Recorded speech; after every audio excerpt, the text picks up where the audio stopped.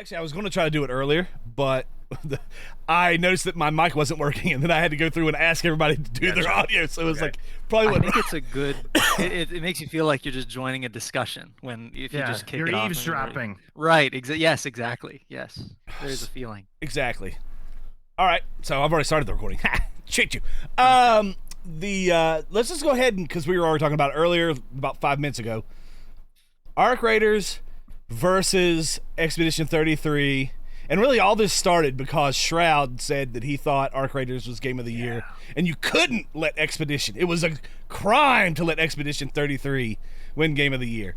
So I'll let you guys go first, and then I will mock whoever disagrees with me.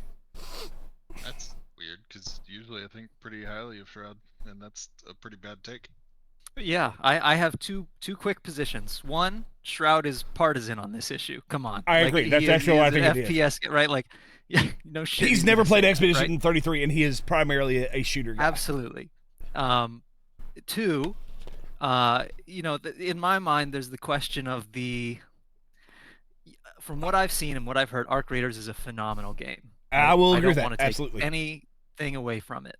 But I think Expedition 33 is art as well, right? Like, I think it is both a phenomenal game, and I think it's art. I think it has that element to it that, in my mind, boosts it up. Of course, I am also partisan. Right? I am the only person here who was not playing Arc Raiders. I think I assume because you're a loser. Yeah. You don't like people and friends.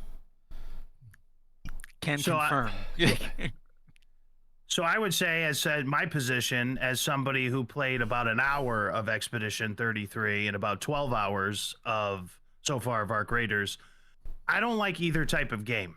So I can't stand turn-based combat, and I absolutely hated extraction shooters up until this point. So neither one were my genre going into this. I also don't think either one should be Game of the Year. However, if I was pitting them both against each other up to this point, I would say Arc Raiders is the one that should be, because it pulled in a general audience like me that can't stand that genre. I never played Tarkov. All the other ones, I'm not a keyboard and mouse guy. I'm a controller guy my whole life. So, and I'm addicted to it. And I also think and by the way, I did love the art style of Expedition 33. So I do believe it's art. And I always recognize a game that, even though I don't like it, like Baldur's Gate 3, I can't stand. I understand that should have been Game of the Year. So I'm not. Yeah. I'm one of those guys who admit that shit's great, but I don't like it. So I only am a little bit reticent on you, only because I think we're talking about two different standards for Game of the Year. Placebo's going like ideological. What was the experience? And you're like, it brought in more people, so it's almost like a sales, not necessarily sales, but I get what you're. It's like, but reach. I think there's movies that don't sell the best, but they are the best movie. I think there's animes that aren't the most popular, but they are the best anime. So I think like we should talk about like. Have different categories of Game of the Year, like Game of the Year experience versus Game of the Year popularity, or somehow there should be some sort of like. I would also say that game like The Godfather wins Best Picture of the Year in 1970, whatever, right? To this day, The Godfather's considered. It still has a resonating effect on society as a whole. 55, 60 years later. Whatever it was. I think Arc Raiders is going to be around a lot longer than Expedition 33. I have the exact opposite. I think Arc Raiders will have I think it will have like a Final Fantasy type impact on role-playing games, because role-playing games were dying out. I think Expedition 33 kicked it back in.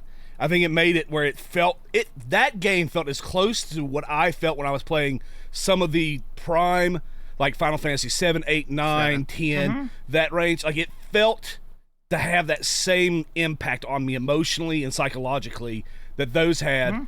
I think Arc Raiders is good. I do question the longevity of it. I would also compliment the studios. We're talking about, by the way, studios that are not. We're talking about $40 games for Game of the Year. As these $70 hooligans charge us and just, R-word us all over the place with this garbage video games they've been releasing for the past 5 to 10, whatever plus The only years. one that I would say is Battlefield. Battlefield was a solid game. And I don't even like Battlefield, and I respected it. I told you, I was like, this is pretty good for people who love Battlefield. Yeah. This is finally, they're back to where they should be. But it's a compliment to the independent studios that the four of us are having a discussion and a debate with independent studios taking over the industry finally, like we need them to do. As GTA 6 gets delayed again, as all this, they're going to charge $100, this, that, the other thing. They're playing games with us, and here we are having a debate about 2 great games. By the way, the game of the year, I think it wasn't $80 either. Which one? You never mentioned what it was. Dying Light the Beast. I think Dying Light the Beast should be in contention for Game of the Year. And that's a $50 game that has given me 30, 40 hours. It's refined. And if you love Dying Light, it's a refined experience to better than the first 2 games to me.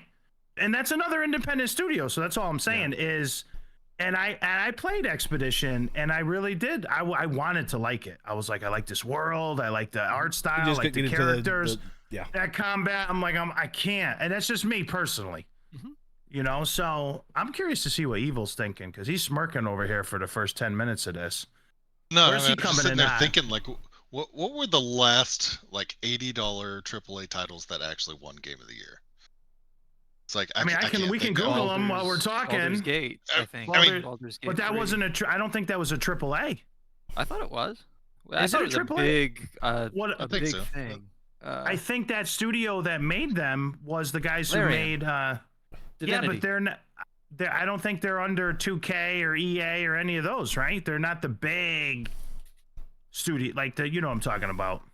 Well, AI says Baldur's Gate 3 was considered AAA due to its large budget, high production values, and massive scale, despite, as you're pointing out, being developed by Larian Studios, an independent or indie studio. Yeah, that's what I was saying. So I guess it's a rare example of a AAA indie title because it blends the quality and scale of a AAA game with the creative freedom and self-publishing model of an indie studio. So we're right there either way. We're reasonably confused here, right? Yeah, like, it's what I mean.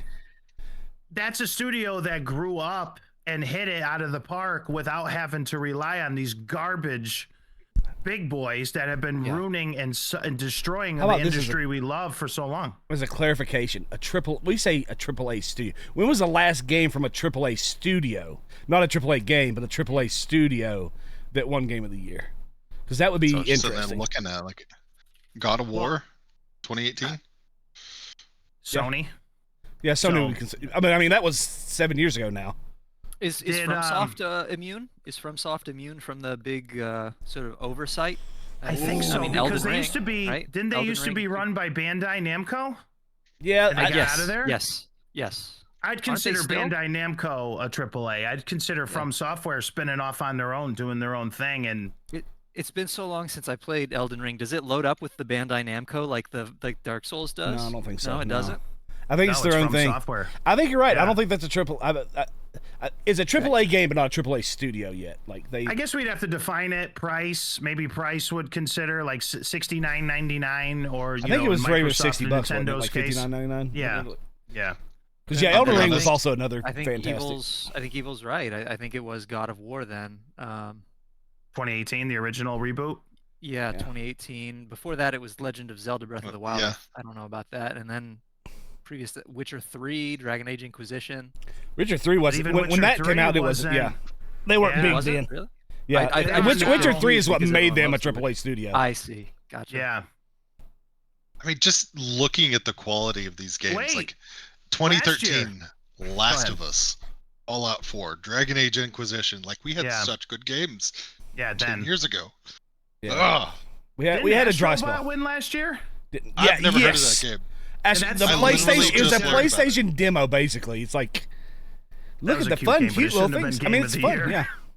It was wild, but it was not. It was a platformer for 10-year-olds. Never heard of it. Which, no disrespect, but Astrobot.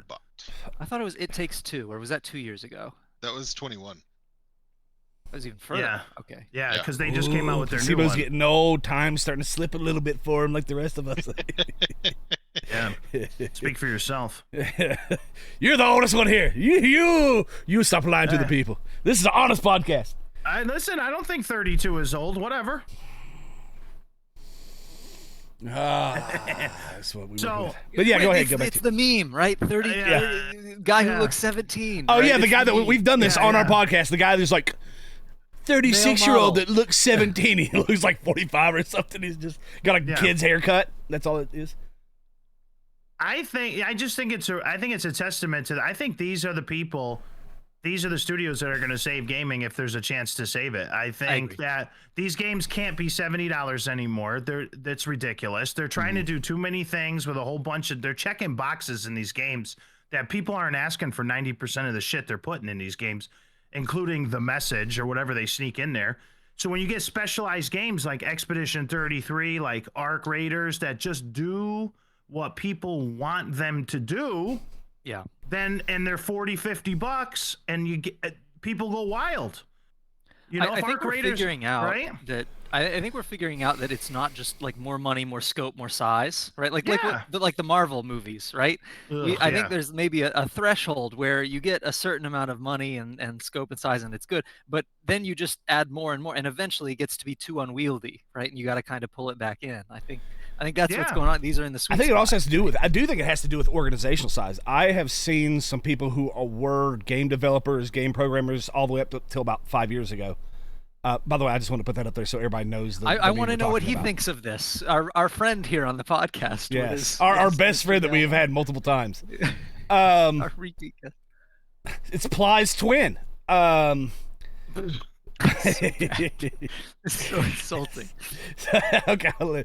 But so he was talking about how like the programmers now are less skilled and less knowledgeable than they were they used to be able to kind of make their own code and really get in there and dig around. And so if something needed to look pretty but still work well and be cheaper, you could have somebody who could go in and do it. And he was saying today a lot of the people who are working on these big they overhire, and so they have a lot of people who just quite frankly aren't. They have the credential or whatever, but they're not capable of really doing the work that needs to be. That's why you're seeing these independent or these I would say independent studios who are basically built from the people who left those bigger studios.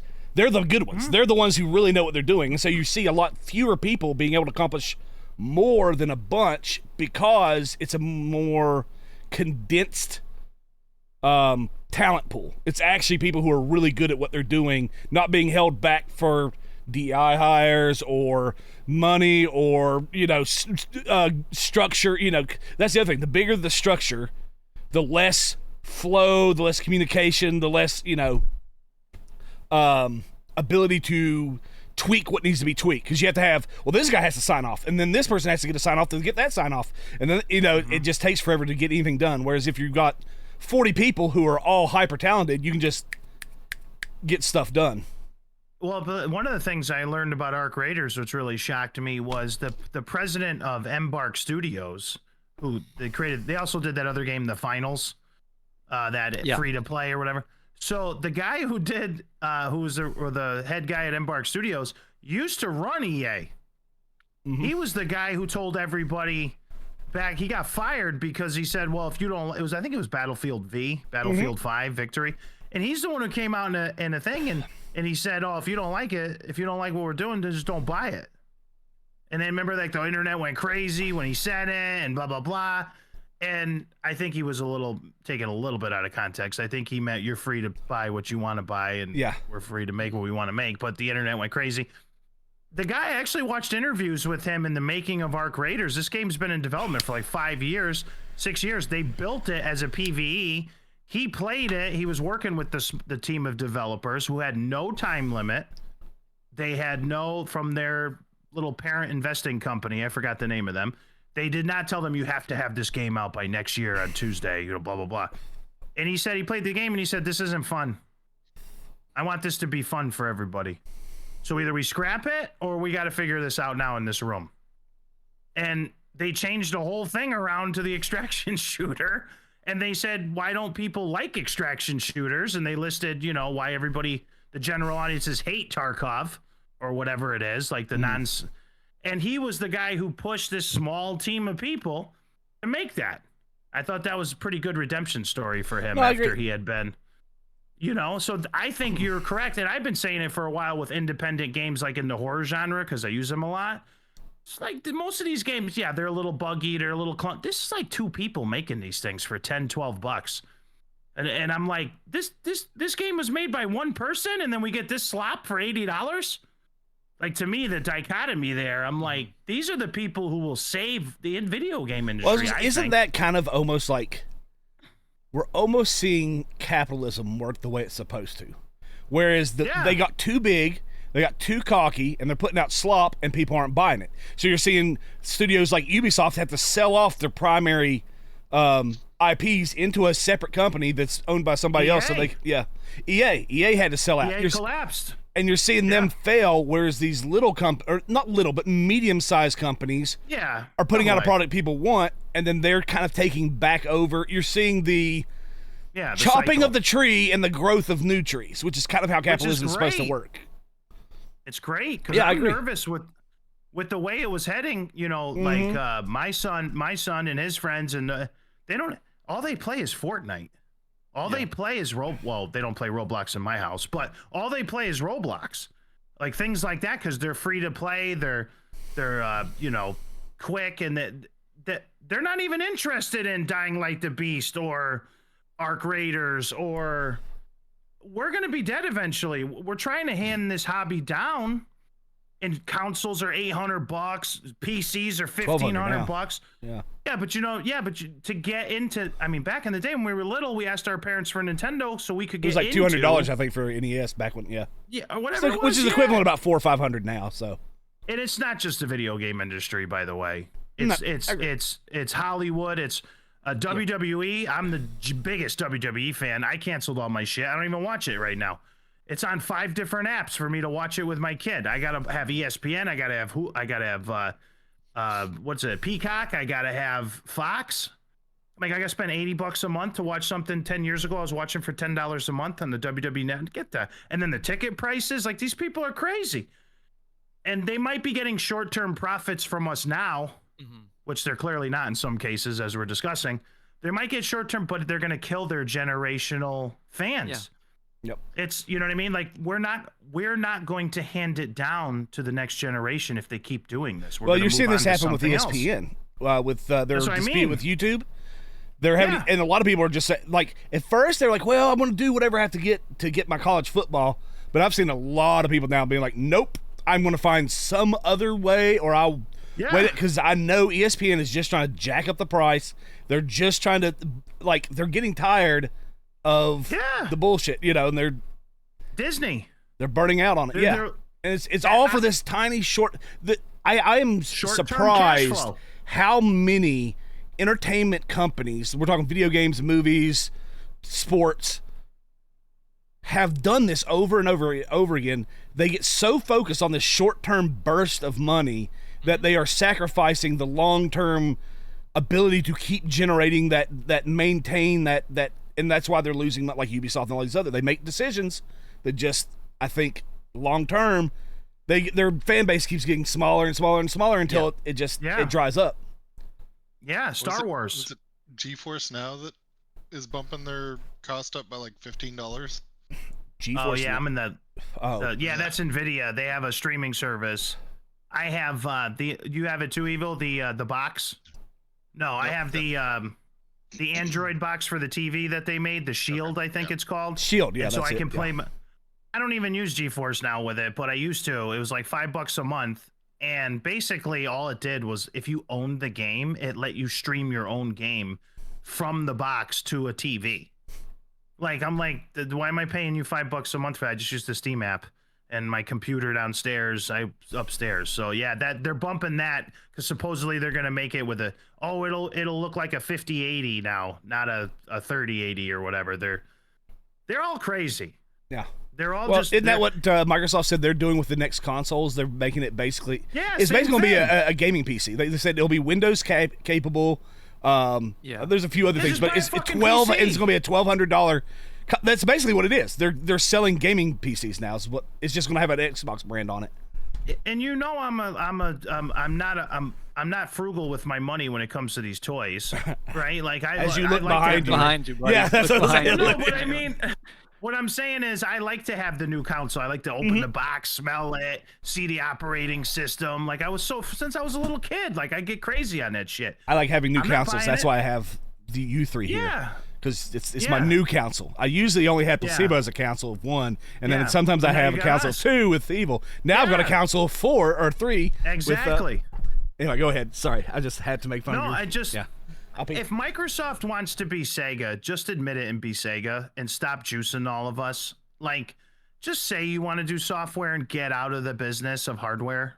Like, they're absolutely just taking us all for a ride as they crash, like a Blockbuster or a Redbox, or you can see the writing on the wall. I mean, they juiced up the price of the Xbox Series X. It's 6 years old. I've never seen that in my life. Have you guys? Wild. Yeah, like they juiced it from, I got it when it was $5.99. Now it's $7.49. They juiced it twice. I canceled my Xbox Game Pass Ultimate. I had 3 Xbox Ultimates going in this household. One for me, one for Little Ply, and one for my girl. And I canceled theirs. They're not even, nobody's using it. $30 a month to play what? Call of Duty? Yeah. You know what I thought? Didn't it used to be that you could just purchase Microsoft Office and then you own Microsoft Office? Yeah, and not now anymore. Guess what? Now it is. It's like a yearly expensive. Yeah, it's $15 a month or whatever.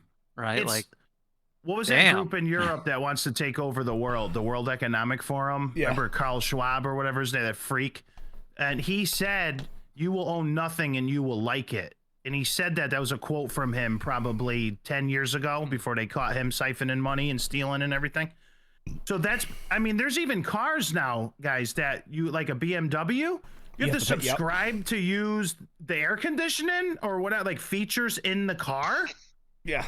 Like that's crazy. I mean, these people are crazy. This is pretty wild. Yeah, it's like you own nothing and you will like it. I don't like it. What do you think is going to happen when, not to like completely tangent, but what do you think is going to happen whenever Gabe Newell dies? Oh yeah, he's getting up there in age.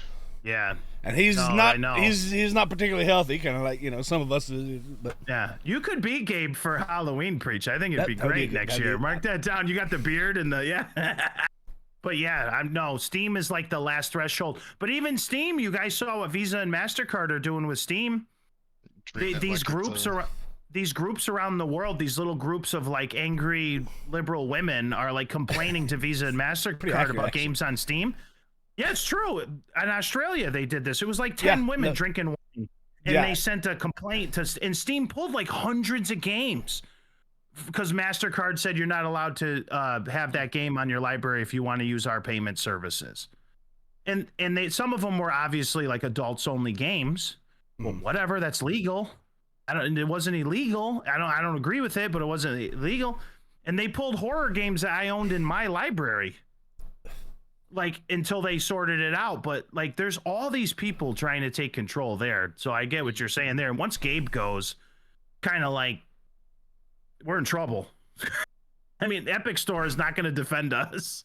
Yeah. You know, I mean, you're just going to open Steam, and rather than the one ad you get, you're going to get an ad loading in a game. You're going to get an ad searching through your own library. You're going to get curated content that's not for like really free expression and free speech. And they'll eventually go after the people who made Expedition 33. They'll eventually go after those type of studios somehow, because they're competition to the big guys, the Amazons of the world, the Walmarts of the world. Yep. They'll go after them, and they'll somehow figure out a way to shut them down. So all we get is regurgitated corporate nonsense with ads. They'll short term it. They'll be like, hey, would you be willing to sell your company to us for this amount of money? How about this amount of money? And they just throw money at the problem until it goes. Rockefeller. They take it over and then crush it. Yeah. Microsoft does that a lot. They did it with Skype. Didn't they do it with Skype? Everybody loved Skype back in the day. Everybody used it who used video calls and everything. Microsoft bought it, crushed it. It just died on the vine. and now we all have to turn off this stupid Teams thing every time we turn on our computer. Oh, Lord, tell me about that. Yes. And no matter what, how many times you tell it to stop starting up with Windows, it's like, your Teams is up. Yep, I have to close it every time. And I have to have it because that is actually a lot of universities, kind of like Word or those other things, Office, universities use it as their communication platform. So if you're having like a meeting with a professor or something, you have to set it up through Teams. And so I have to I can't just but I mean, I don't even know if you can uninstall it from a computer now. I mean, it seems like every time something gets thrown on Windows. And it sucks. Yeah. Compared to what we're using, compared to Discord, these other applications are horrible. Which, by the way, didn't Discord basically fight off both Sony and Microsoft to a degree? Because, I think both of them tried to, work out some sort of deal with them. And at first they tried to buy them, and then they kind of worked it out to where you could use the app on PlayStation or on Xbox. But at first, I do remember they did try to buy Discord and be like, you will now come under, our umbrella. I'm glad they didn't. And then because Microsoft and Sony listen to your conversations as well when you're playing multiplayer games, and you have to check off that you better not say this and you better not say that. And really? What? Where are we living here? So yeah, I don't remember the Sony one. I do remember Microsoft trying to hostile take them over. Yeah. Well, I was just thinking, I know. The only thing I remember from Discord was when, back in 2018, when the FTC was removing some of their laws around the architecture of online media, and they were flipping out. I don't remember anyone trying to buy out Discord. I remember Microsoft tried to buy them out first because it was actually a battle to see which one of the consoles would get Discord basically. Or get access to it, and then. But anyway, what ended up, I think first they made a deal with Sony to be used on Sony. It was just then Microsoft said, "Well, we'll give you a buttload of money, let us buy you," and then Discord said, "Well, okay, hold on, how is this going to be structured? How is this going to work?" And when they found out, basically Microsoft was going to do to them what they do to everybody, which is you're going to become ours, and then we're going to, we're going to tell you everything you can do. They pulled out of Microsoft. Went on to PlayStation first because PlayStation got access to the app first, and then later Microsoft and Xbox worked out some sort of deal where you could once it was known that they weren't going to be able to purchase them, and they realized everybody's still using it, especially with all these cross-play games. Most people like to use Discord, and so they eventually let them on as an app that you can use on the console while you. But yeah, I do think Microsoft tried to make that sell first. So yeah, no, I was just with what they do. Validating. Listen, I gotta go run real quick to bring Little Miss Ply to work, and I will be back if you guys are still going. I'm sure we will. I'll be back. All right, keep talking shit. I'll be right back. All right, fuck that guy. Yeah, fuck that guy. Fuck you, man. I'm glad we got rid of him. No. All right. Well, anyway, back to what were you? Any of the topics in the past before we got kind of? I do think once he comes back, I'm going to bring it back because I want to talk about Arc Raiders and tie it in a little bit. By the way, I just want to say I play the game. I enjoy it a lot. I guess I'll just give my little, but it doesn't hit me something about Expedition 33 hit me in a emotional, gratifying, almost existential. I felt it. It was I was Placebo said. It was I was experiencing art. I was man, this is incredible. I am touched by this game. It's been a while since I liked a game this much, and so that's why for me. But I can understand not everybody's into, and that's the other thing, right? Everybody plays video games for different gratifications, and that's where I think you're seeing this because I think people who play Shroud plays games for a certain type of gratification. He likes the challenge of shooting people, of figuring out the system, of doing the thing, and then you have people who play it for maybe the story and getting lost in a world and having this emotional people have a bunch of different, it's not just those two. There's a bunch of different reasons people play video games. And so I do think when you hear people argue about what is game of the year, I think that's also an element of it, is that it's different for different people because someone gets gratified fully by a different type of game. Which is kind of why it's like almost ridiculous to have a game of the year, because I'm like, no one's ever happy with it. I agree and I disagree. You know, like I would say I mostly agree, like 99%. Yeah, I know what you're saying. Right? Yeah, And I'm super close, right? But like, you know, when you think like who out there's life is going to be changed for the better by having played Arc Raiders, right? Like who's really going to, because of their experience with it, change the way they operate with the world and so on, and I don't think many people are going to do that, if any, right? But I think there's a reasonable chance that people who played through Clair Obscur Expedition 33 might actually have improved lives as a result of having engaged with the topics in there. You don't think? Evil, is there a movie out there that you watched that hit you so deeply and resonated that it changed your life in any way? Because to me, it's like, of course there are. Right? I think Expedition was a deep philosophical, like it was genuinely thought-provoking and made me go, I mean, you just felt it. There was something like deep. I felt that game deep. And I suppose I would compare it to like a movie that really, really hits you and you feel something and it changes how you then go about living after that. I think those exist, you know. Gladiator is one for me, right? Absolutely changed a lot of the way I look at things. I know a lot of people feel that way about that, yeah. But there's a ton of them, right? Warrior came out a while ago. Tom Hardy, I think his best role. That's a good one, right? So, I think Clair Obscur is like that, whereas I don't think Arc Raiders could be. But I'm going to disagree, but just with the premise of that, because whenever I go into entertainment, that is all that I view it as, and I don't take moral life lessons from the movies that I watch, or I guess whatever kind of architecture you're talking about, how it's supposed to like change something in your core. I mean, yes, I've got plenty of movies that I absolutely adored, and that, you know, even started talking weird after, you know, quoting stuff from the movie, or you're or a daisy whatever. if you do. But you're no daisy. Yeah.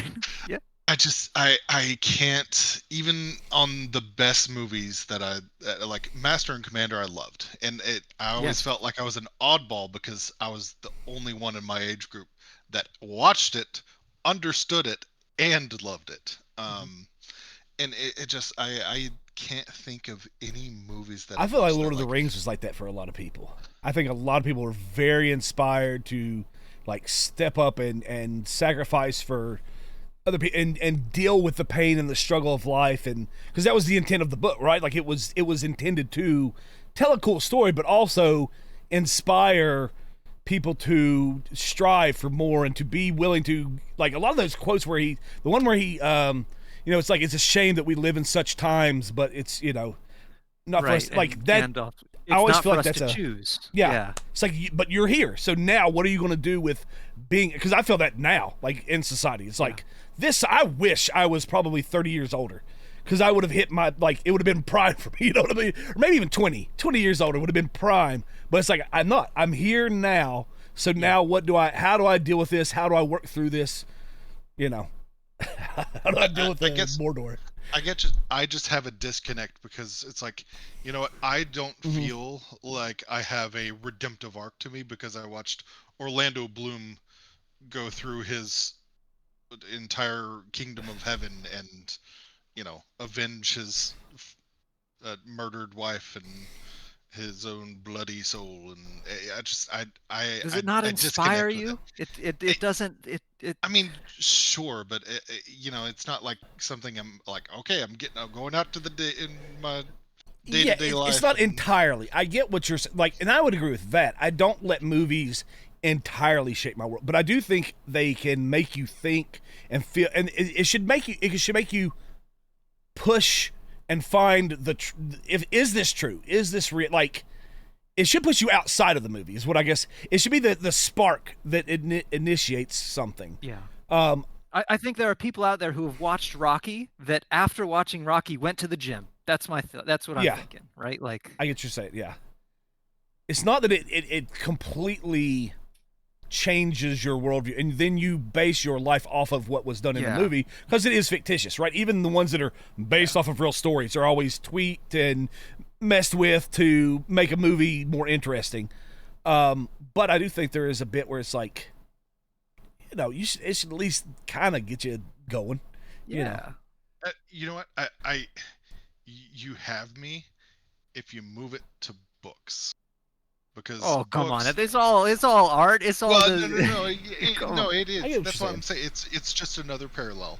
And y'all have seen directly. I've used some of the worlds from the books that I've read to kind of orchestrate like D&D sessions, like Dungeons and Dragons. Yeah. So yeah. I mean, I can agree with a little bit of that, but I mean, it's just. I don't know. Let me. I treat entertainment as almost purely. Yes, I'll take your side a little bit because I do think there's the other end of the spectrum where people take movies too literally and they apply it to like. This movie made it look like this type of people were bad guys all the time, so they're bad guys. Like there are people who take it too far. Every love story now seems to suggest to a lot of women like what you want is the guy who has nothing going for them and instability and crazy, because love is just wild and crazy and off the rails, right? And then he turns out to be a millionaire that's actually, yes. Absolutely. Like it's a bad message to send. And yeah. I think quite the same, people do go with it, right? Like it does impact the way people think. But I just think it also can be a good thing on the other end. And I think if you look at something like Claire Obscure Expedition 33, I think it is. That's I would. That's where I come to. Same. It's just like it. Whereas that game hit me. I see no quality that could go either direction, right? I see no one is going to. I have a question about this. Is what I was going to talk about. The more I've played it, the more I'm curious if this is intended or it's just how it works out. If they planned, because the story of Arc Raiders is basically like these robots came, I don't know if it was from outer space, or I don't even even explain yet where the origination is, but they basically take over the surface of the Earth, and they're dangerous, right? So even though humanity is fighting for survival, we're underground, we're just going up, and we're trying to just scrape together and survive, people are still in the game killing each other over like baubles and this is slightly better gear than what I've got. Think about, like, is that not a commentary on humanity that like we could be fighting for survival and we will still kill each other trying to get whatever we think is the slightly better version of whatever we have. We'll still be so greedy even in this like state that we could work with each other because the option's there, right? Options are there for both. You could work with everybody and accomplish, and everybody can kill the big boss and everybody get a little something from it. But instead, or even more devious, we'll let everybody do the work and then we'll kill everybody afterward and take the stuff after. Yeah. We'll use them. There is a little bit, because I was kind of thinking about this, like how much, because it made me go back to thinking about where you were talking about the morality of playing video games in general, like how many people use it as a substitute for real life accomplishment, and sometimes that's bad. Like they would have been motivated to do something legitimate, but instead they use the substitute of feeling gratification through the game. I wonder how much of this points that out a little. Like it does exaggerate that. It does show people when there's not a social stigma for acting in an exceptionally selfish way. You see how people act, and a lot of times it becomes very selfish. But and I want to add a slight tinge that everybody also knows this is a video game, right? So there is the element to where it isn't real, and so that does give people a little bit more freedom to act out in a way knowing that it's not actually, like, no one's really being harmed except for their time's being wasted. And there's then that shows me, I'm giving you guys my mentality, I guess. That shows me back a little bit in the other way where it's like, yes, but there are real people on the other side of those in-game characters that they put their time in. They may only have an hour and a half when they're not doing something with their children, and they're trying to make progress, and you killed them, even though you play 6-8 hours a day, just so that you could get a little giggle out of it. Like, is there not something wrong with getting the hurting someone else or causing someone else to feel negative emotions just so you can feel the positive emotion? Right? Like, I battle with this when it comes to these types of games, because it's like, yes, it's a video game, and I think that's a valid context to put this inside of, but it's not like you're doing, like, say, GTA, where you're running over a hooker that's an NPC. You know that's an NPC. There's no real person who's wasting their time or losing their gear or losing their time with their children or whatever to make up for what you took from them. Whereas there is, in this game, there are real people who are having negative effects. So it's like, I mean, that probably applies to shooters too, right? Like, I want to win, and I'll teabag you in the meantime to make sure you feel negative. For some reason, you feeling bad about yourself makes me feel good, and I think that's a little bit creepy. You know, that's a little something wrong there. So I don't know. Like, discuss while I take another piss for the 5,000th time. So, I've had my monologue. Now discuss. Yeah, I will say this is why I have the view that I do on I don't let this stuff like really into, because I have that detachment. Like, I can go into a game and make people feel like crap and teabag them, and I'm not going to go out to a college and then punch someone's lights out and unzip my pants and teabag them. Like, this stuff, you but can't isn't take it the same thing? Isn't it the same thing? Because there is another person on the other end, right? Who might feel. Not. You don't think? I don't think so at all. I think that is the nature of the game. Like, nobody's gonna win 100% of the stuff that they go into doing. Sure. Doesn't matter what it is. And if failure in a video game is the penultimate negative that this person has in their lives, they have it pretty damn good. I completely agree. Right? Yeah, but I suppose I am just trying to dig a little bit, as it let me have a look at nothing at all wrong. It's not that they just feel bad about themselves with this game. It's time. It's why I hated Tarkov. I felt my time was completely wasted. Now, this game does a slightly better job that you do get experience. You do level, so you get a little something out of your effort, even if you get killed, which I do think does take the rough edges off for me a bit. But it is still real. Like, when I die, there will be time that got set to 0, right? Like, let's say you play 3 hours of Tarkov. Let's just use Tarkov as a good example. And you went in a raid, and every time you went in a raid, someone killed you and you lost all your shit. You started at basically those 3 hours didn't exist. You lost 3 hours off of your life because you accomplished nothing, and it was just fresh, and there was no progress, and you got nothing out of it. If you had not played the game at all, you would have been the same 3 hours later as if you had played it. And so that's where I'm like, that's where it almost starts to become a little bit real moral. Like, it dabbles into actual morality because you're taking real time from people. Like, because that's why stealing money from people is wrong, right? They spent their time, their life essence that they won't get back to garner that money so they could use it for themselves. Then if you go and steal that money, well, you're basically taking that life essence from them. That's why, people are like, oh, I can just go into a store and steal it, or I can go whatever. I want it. It's for me, self-centered. I want this, ergo I will take it. And it's like, well, no, because you have to take it from somebody else. So that's where I'm like, it's the time element. It's the life that you are putting there and not getting back. But I mean, again, I can put it back to shooters. It's so frustrating because I'm stuck with this as well. I'm stuck on it because I do think shooters do have a competitive nature to it. Whereas this game has, like, there's no option. You can't work. You cannot work with the other team in Battlefield. There is no option to, like, hey, Russian team, let's work together to make a better world. But you could in Arc Raiders. If you wanted, you could work with the option to make other people happy and make yourself happy at the same time is there, and you see a load of people and just immediately jump to, I'm going to take advantage of other people. That's where I think it's tough for me, because I do think the option to do the right thing or to work with people, because like it's funny.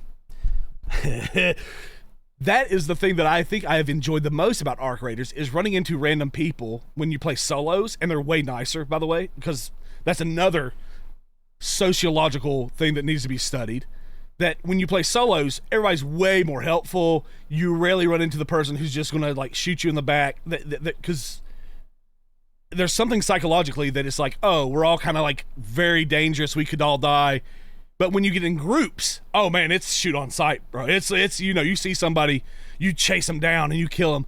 And it's fun. I genuinely, it's why me and Loki have kind of had a little bit of tough time playing together, because it like emotionally gets me. I don't like being the bad guy. I don't like just chasing after people. I would prefer to do my thing, and I love when like some guy helped me the other. I was like, hey, do you know where this quest is? When I was playing solo, and he's like, oh yeah. He walked me to the thing, took time out of his game session to show me where the quest place was and help me out. And then I helped him kill some bot, and we worked together. And it was like, man, yes, brotherhood, fellowship in brotherhood, good, people are decent. And then you play multiplayer and it's like, fuck you, hope your life is bad, I hope you feel bad, I hope you feel bad. I wonder how much of this is exacerbated or maybe made put into our minds because of the bullshit that we're dealing with right now in the real world, right? Like maybe it is because in the real world it feels very much like it is just everyone's trying to steal everyone else's dopamine and success and happiness, right? And it's such a absurdly comically competitive situation that maybe if it were otherwise, right, maybe if we actually did have each other's back, then this might be a nice outing and way to take that out, right? I can see that too. Yeah, it is perhaps made worse as a result of our current life situation in the United States, maybe. That is, well, I mean, I would say I'll say to your first point. Go ahead. I'll say to your first point, like I feel no different going to watch a shitty movie that, you know, I put my time and money into, and it just, you know, it's 2.5 hours of. I agree with that as well. And nowadays it's like 1.5 hours because they just don't make movies like they used to, and it's just it's shit. They deliver shit. If you don't like it, guess how? It's your fault. Yep. So and your time is not only it's a negative experience, like you wasted your time and money on this, but also guess what? Oh, it's also your fault that you didn't like it. Like, I agree. God. I kind of agree with that. I do. I find myself getting a little bit upset at movie creators or content creators who I feel have almost intentionally wasted my time, or you know, I don't know. I don't know if it's an honesty thing. Like, I wish they would have just been up front and be like, actually, we just want to preach to you about some topic, so we're not even going to bother to make an interesting story. We're just going to shove our worldview through 2 hours of movie, and then I'm like, you wasted my life. Like, I can't get those 2 hours back. Here, I suppose here's the question about, I think this is a good point that Evil brings up. My question about it is, with regards to both the shitty movie and the Arc Raiders losing your time, right? Is it unethical for them to have made it, or is it unethical for you to be engaging with it, right? I don't know which it is, right? Is the right answer that you shouldn't play Arc Raiders because of this, right? Is that the conclusion? Solid point too. Yeah. I don't feel like ethics comes into either one of them. Like unless you're like going after someone on the back end of it because of perceptions or expectation, or like you don't see me like fucking, you know, at Disney has been making all the Marvel stuff, and you don't see me, you know, blocking their content because, you know, they don't know how to make a fucking She-Hulk movie or an Ironheart, you know. Yeah. Like they put out shit, but I'm just gonna let the market, you know, do what it does. Like, nobody liked that. Yeah, it feels almost, I guess for me it's an honesty thing. Like, just be upfront about what you're doing, which I think is where I'm like, well, I kind of give Arc Raiders a little bit of credit in that it is still an option that you can get killed by anybody. You know, going in, when you're going in, this is a possibility. And so I that's why I don't hold it against Loki. I don't hold it against any people who do that in the game, because it is an element of the game, just like it is a multiplayer first-person shooter. It's kind of understood when you're going in. This is it's a gamble. It's you know, we talk about how I like to play sluts and stuff. It's similar. You're gambling but you're gambling with time, which again is also money, I guess, to a degree. And so I think it's a little bit funny that we have like the exact opposite experience on Arc, because when I go in solo, like I'll go hunt for people a little bit, and when I go in with multiplayer, most of the time, if it's like Jacob and he's got one of his buddies that just doesn't do PvP at all. And if I'm in that group, I'm just get my shit and get out. Like, yeah. If there are people that we run into, we're basically gonna have to run, or it's gonna be me and Jacob versus the four of them. Playing Like, Sea of Thieves with Kins and Rill, man. Like, oh my god. It was like, all right, when any ship came within 100 miles of us, I was like, oh, we're fucked. Oh, Yeah. we're done. It's over, right? We don't win fights. It's just done. It's funny. I think if I had full gear, I might be a little more aggressive when it comes to group play. But I've got low gear, and I know that does count. Like, from playing years of shooters, and I've seen it count with all the streamers I've watched play. It matters. Like, the type of gun you use absolutely affects how quickly you kill somebody, the type of shield you have. So I tend to be more like, listen, let's just avoid if we can. And I don't quit. I'm good at first-person shooters. When it comes to third person, it's something about that change of perspective, man. I am not as good, and I can't see it as, like, it makes me think of a fight that me and Jacob or Loki took yesterday, where he charged in there, and I was going to go, I was like, I mean, he went, and I was trying to keep up. Basically, the whole thing is I was trying to keep up. He was making a move, and I was trying to, like, follow, but I couldn't tell where they went. And so they went into this dark room, and he ran in there and kind of got shot, and I went kind of tucked around, and I was trying to see, like, who's even in there. I could not see anybody until they popped out and mowed me down, and we died. But it's like, I felt frustrated because I just couldn't see. And I would have played that also when it comes to those types of games, where I would have played way more cautious. Like, if we can kill them while we're staying safe, let's engage. But I'm not good at engaging because I just know I'm not, I know my capabilities right now with this gear and this game. And it's like, we're gonna die. We're gonna die if we go in there. It's like, that's so weird because, like, whenever I get those free loadouts, there's just something in me. It's like, I gotta go hunt. I gotta find someone to upgrade my shit for me. Like, that's funny. I don't know what it is. It's like, like, I'm not invested into this like kit that I'm freely given. So it's time to. Well, yeah. Let me ask you a question though. Isn't that kind of what I was talking about earlier? Where, but that's a self. You're like, I don't have anything to lose, so I don't mind making other people lose it. Like, your focus is on what you have to lose. Is that not? Because I do when I play solo, I kind of feel for the people and they've been nice. Like, there's so many good, nice people. It's like, why would I want to make this very nice, kind person who's trusting me? Why would I want to turn on him, like, and crush his trust and betray him? I don't know. There's something that, like, it actually hurts. Like, I do feel emotionally torn by. That's why I think I've had a tough time playing, because I do emotionally get into it.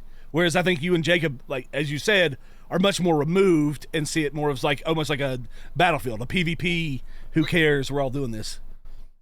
Were you in the group yesterday where we came across a full team and two of them were already downed when we walked up on him, and he was like reviving his buddies, and it took every fiber of my being not to just lay into this poor guy, because you could see both of his guys were just sitting there crawling on the ground right next to him, and I needed to, like, this is an easy kill. Yeah, I some rage out on him. It's like a shark with blood in the water. Yeah. But I just don't see the attachment to that. Even if I'm on the lose end, it's like, whatever. I can spend But can you understand that other people do have that attachment to it? I do, but at the end of the day, it's their decision to play this type of game, and I agree. They're going to continue to play this type of game, and they're going to either get better or they're just going to. Plies here. I can get rid of his continue replacement. to suffer. I had your replacement up there. It was like you never left. There we go. Okay. Really? Is that why he? That's why he was there. He was replacing Play. It was like Ply's. I was like, what are we doing? That's why he was there. He was replacing Ply the whole time. You found somebody as handsome and dapper as me? Absolutely. 100% as handsome and dapper as you. Yeah. I believe it. It's not easy to do, though. I'm proud of you. Yeah. It took a lot of research. Where were we? Where did we leave off? I apologize. We're talking about morality now. You know what? Good time. Streamer came in. We can talk about. What about? What do we got? All the streamer stuff. I don't know if y'all are keeping track of it, but like, dude, I don't know. Hassan shocking the callers. You got Mizkif possibly abusing Emiru, and then he sues him when they're like, "Oh yeah, we knew this about the guy." I think a lot of streamers are being very exposed now. I think a lot of their online personas are being basically children. They are basically children, and we're seeing them do stupid shit. Is anyone shocked? Right? Like, is it like saying like, "Wow, I never would have thought that this Twitch streamer was gonna be like." I think so. I actually think there's a lot of people that, well, like Dr. Disrespect. A lot of people were all in on him, and then they found out, you know, he got some questionable decision making. You know, and I think, but the funny thing is, you see a lot of people stick by the guy, which I think is even more question, but because they can't make, he was their hero, and they can't let him fall from that hero status. So he can still make loads of money because everybody goes online, and you know they're still going to watch him. It's just interesting to me.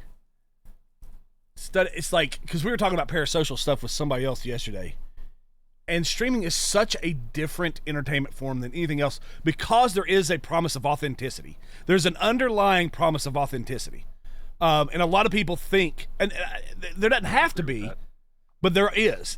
And a lot of these streamers make use of it. That's how they get people to give them money, is they make them like, I will be your friend. We are friends if you donate whatever or what. And so there is it's like, I don't think there's a clear enough, I almost wish there was a warning, or before you start a stream, these are people playing roles on video. You should know this. Nothing on screen you see could be genuine. It could all be a role that they're playing, an act.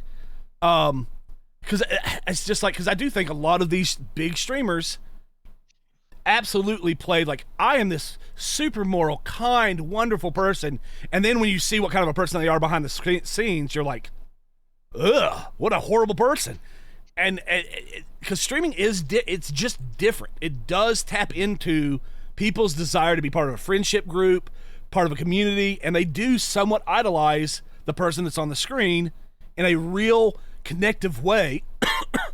And I don't know. It's just like, I always struggle with this, because I think if it were fully, it's kind of like what WWE used, like people didn't know it was fake, and then they finally were like, yeah, look, we set up the rule. Like, it's not fake as physically, but the results are kind of scheduled out. We talk about it beforehand. These guys are friends offline. They're not all hate.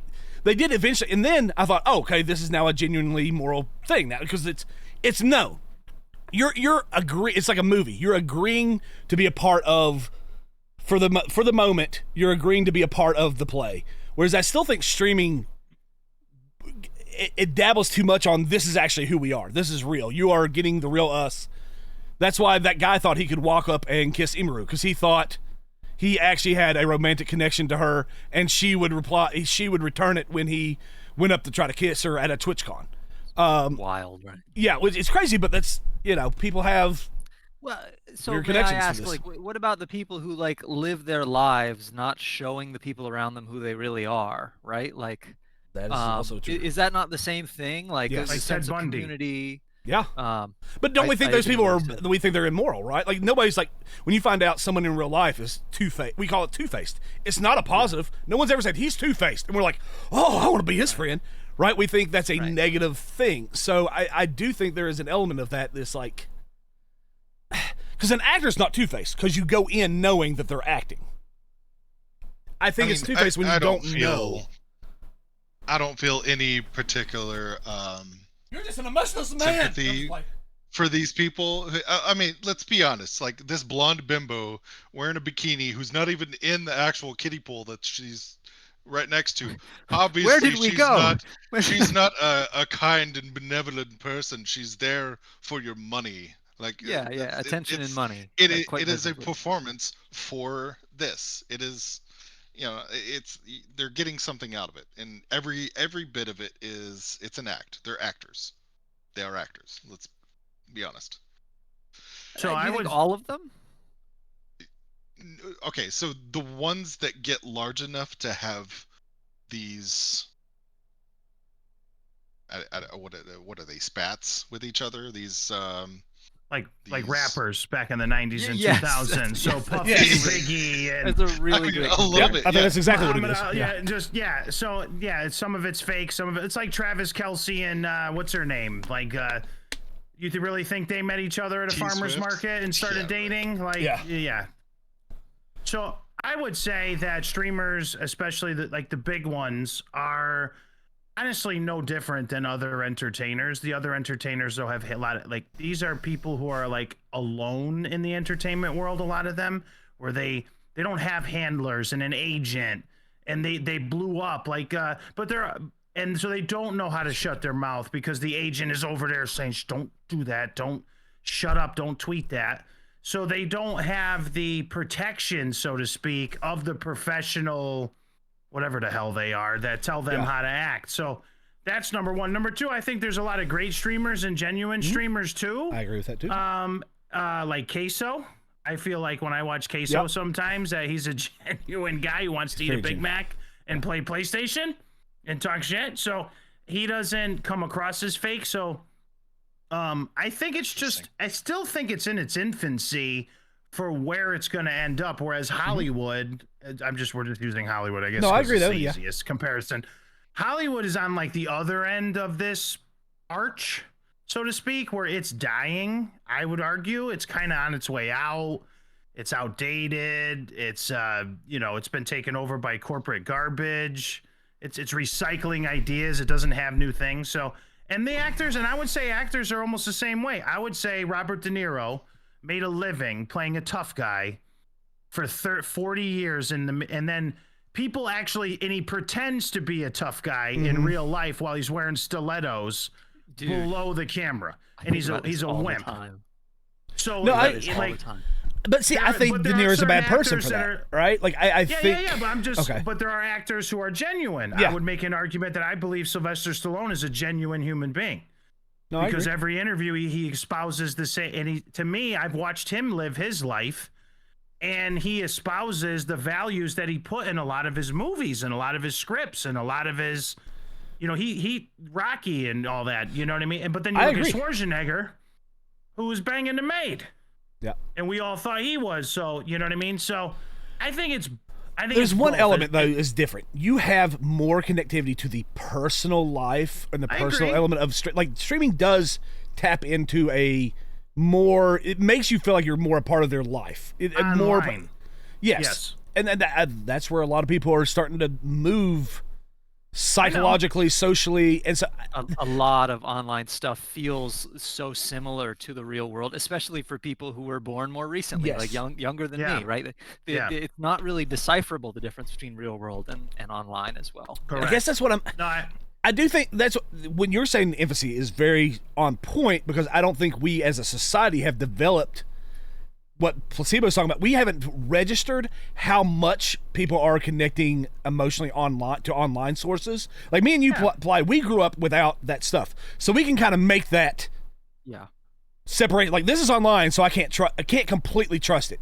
There's probably 30. We're right there where we got both worlds. We kind of, but we still developed first our what is it, id or whatever, who we are as people first. Some of these people didn't. They developed who they were through online connections. And that's where I'm like, we need to have, I don't know if it's or just socially, we need to have the knowledge, the barrier of knowledge, I guess, that some of these people, even if their whole shtick is that you're getting real life stream, right? It's called a real life stream. That's what it's listed as. That's not always real life. A lot of that is just complete fake bullshit. And I think that's where I guess that's where I think the morality comes in is, are you selling? How are you you know what I mean? There's just a little tweak there. It's not a big tweak, but it's, are you selling yourself as fully genuine, or are you kind of letting people know? Because let's say Burnt Peanut. I love the Burnt Peanut. I think he's hilarious, but he shows up looking like a peanut. You at no point in time think you are talking to a peanut. You know what I mean? It's a show. He's a personality. It's fun. I think you do a pretty good job with Ply. The person, Ply, the character, not Ply, the person I just talked to, because it's easier to say that than John for some reason for me. But you play a character that is Ply online, and so everything you do is within the character of Ply.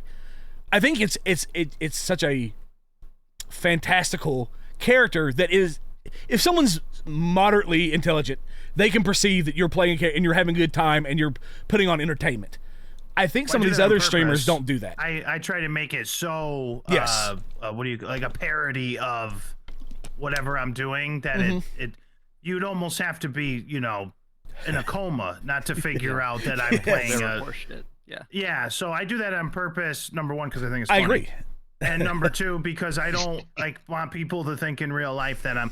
But I think some of these people we're talking about here are play a scumbag online in their real life streams and these things, and they're a scumbag in real life. Yeah, like Hassan, that's true too. With his dog and all this stuff. So that guy, I don't think that guy's selling a fake bill of goods. I think that guy's just a skunk. Yeah. Well, he tries to sell himself as no, like, he's not, oh, I love animals. Look, I have a dog on my stream. It's like, no, you don't. You treat him like shit. Like, that's what I'm saying. But he tries to sell himself as this is the real me. That it's almost that whole it's what they call the California, they're LA streamers. They sell themselves as like, you're getting a view into my bedroom, into me as a person. Let me give you my personal opinions. And then you find out later, it's like, oh. And he's more political too, so I get it. And I don't agree with anything that comes out of his fucking anti-mouth. But he's just not. I don't think he fakes it. I think he can't fake it because he's such a horrible human being. He can't even pretend to be a nice human being. You know what I mean? So he tries. I think. I just don't think he succeeds. I think whatever political spectrum you're on, I just think a normal, decent human being would just be like, about him. You know what I mean? So. But there are other ones, and I think there's a lot of, at the top, there's a few big bad apples now because the industry has gotten so big that it's ruining it for the thousands and thousands of people that we're not analyzing and we don't see. Yeah. Who maybe are genuine and trying to put something over. I almost feel like it's sad because the good ones don't get seen. How much Darkness 429 just changed his name to Timmy something, Timmy Duh, or I don't know. He changed it. You remember Darkness when we were on Facebook? I remember. Yeah. When I see his posts and Nick Merckx, when I see these guys and Tim the Tapman, so when I see those guys, I'd be shocked if they're not decent human beings behind the scenes. I agree with that because they come across as genuine human beings to me. I don't know. I think they're playing it up a little bit, obviously, because they're just exaggerating some of their good traits and some of their machismo with Nick Merckx and those guys. But even Tim, he pretends to be dumb, right? He's like, "Oh, guys, no, I'm going to dig my way to China," you know. Yeah, he's not. He's got a partnership with the Dallas Cowboys. He's clearly not. Well, I mean, I guess whatever about the Cowboys, but he's clearly a good businessman. He's clearly a good entertainer. So he clearly has a higher IQ and a business acumen than, but... Of course, business acumen doesn't always translate to worldly knowledge. He's been doing it for 10 years, and he's... I would say I agree with you on him being a good person. I do think he's genuinely a caring, kind person. If we were gambling and we were at a table and we had to put some money down on certain streamers of who's good and who's not... Yeah. Or I would put money on Merckx. I would put money on Tim. I would put money on Queso. That they are. I mean, you never know. That's why it's called gambling. Yeah. Right? Evil. But you would guess that those. And there's some. They escape me. But there's some genuine. The names of them. But there's some genuine lady streamers that I've come across over the years. Who and I've seen. Go ahead. Yeah. No. I absolutely agree with that. But. And I know this is something that Placebo probably has touched on, but we are getting so many of these streamers who are, as a part of this like new generation of mental wellness, they're the same kind of person inside of their home, because a lot of the new generation is just like so antisocial, and so they're used to the online stuff as opposed to real world shake hands and give a hug and they're always which is online. Not good they for humans in general. Presence. We're built for relationship. How to typically act whenever that many people have eyes on them as well. So it's kind of hard not for them to default to like, oh, I need to put a mask on and pretend like this isn't actually me whenever they're just this like closeted weirdo, and that's that's what the... I think that goes also back to what we were talking about, how this industry is sort of still in its infancy. It's got to work out the kinks. It's got to work out a lot of the bad apples and the people, because people are going to learn their lessons, hopefully, as they see some of these bigger streamers and success stories become not success stories. Like these guys who are doing things around, hitting on people behind the scenes when no one's looking, or trying to use their status to power in to be with a lady or something. Other people are going to see that and go, I can't act like that. I don't want to ruin what I have. So I think a lot of this is still in its infancy too, where you got to weed out the bad apples. A lot of the bad apples. I agree. I think that's part of it too. Yes, it's still young as a major entertainment property. And there's a lot of It hasn't been weeded out. The bad apples have not been weeded out the way. I do have a question. This will shift a little bit. There'll always be bad apples. I just mean a majority of, like, you got to get rid of a lot of the riffraff. Yeah. How much do you think that Dan Clancy, being a shit human, being the head over Twitch and filling Twitch top to bottom with weirdos and people who are very antithetical to, they're just trash people, a lot of the people in leadership positions in Twitch, how much do you think that basically, I think Twitch needs a almost full... I wish Bezos would look... I know he's not a great person either, but I wish he would look at it and go, man, this is so morally corrupt that's why, like, the chick who sexually assaulted that guy's assistant, I only got a week on Twitter about but if you say something fat, like, it sets a standard that immorality is okay within that. And since it's the biggest platform right now, it does set almost like it kind of influences the whole of streaming a bit, because, like, Clancy's out there, having, parties with people that I don't think he should be, while TwitchCon is going on, towing the line is what you're saying. Yeah, he's towing the line. He's towing the line, but he also, he didn't pay attention to he's towing the line. Well, it's not just that. Like, he's not even doing his job. He should have been making sure security was on point for TwitchCon. He should have been, like, all over that, and instead he was having parties. He was flipping some girl during a stream on her face. He's too busy partying to do the job of making sure TwitchCon was safe. Yeah, you know what I mean? Like, I think there is something that, like, the leadership for the largest platform by a fairly large margin right now is it does have a trickle-down effect. Like, it does make people like Hassan feel safe inside that environment, and it does discourage people who call him out from doing so, because he might get a slap on the wrist, but then you lose all your connections that helped you keep those numbers up to where you need them to be to make money. And it does set a standard that, like, I think there's a bit of, like, on a corporate level, there's some corruption that needs to be weeded out as well. So, did you ask me that question? Was that for me? All three of you. Okay, I wish that all of you have I think Dan Clancy's a horrible CEO, but I think Twitch is nothing but a tech demo for Amazon, and they don't give a shit.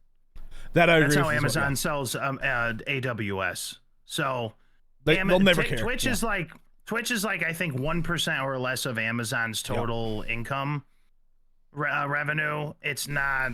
I agree with you that it trickles down from the top. The leadership is horrible.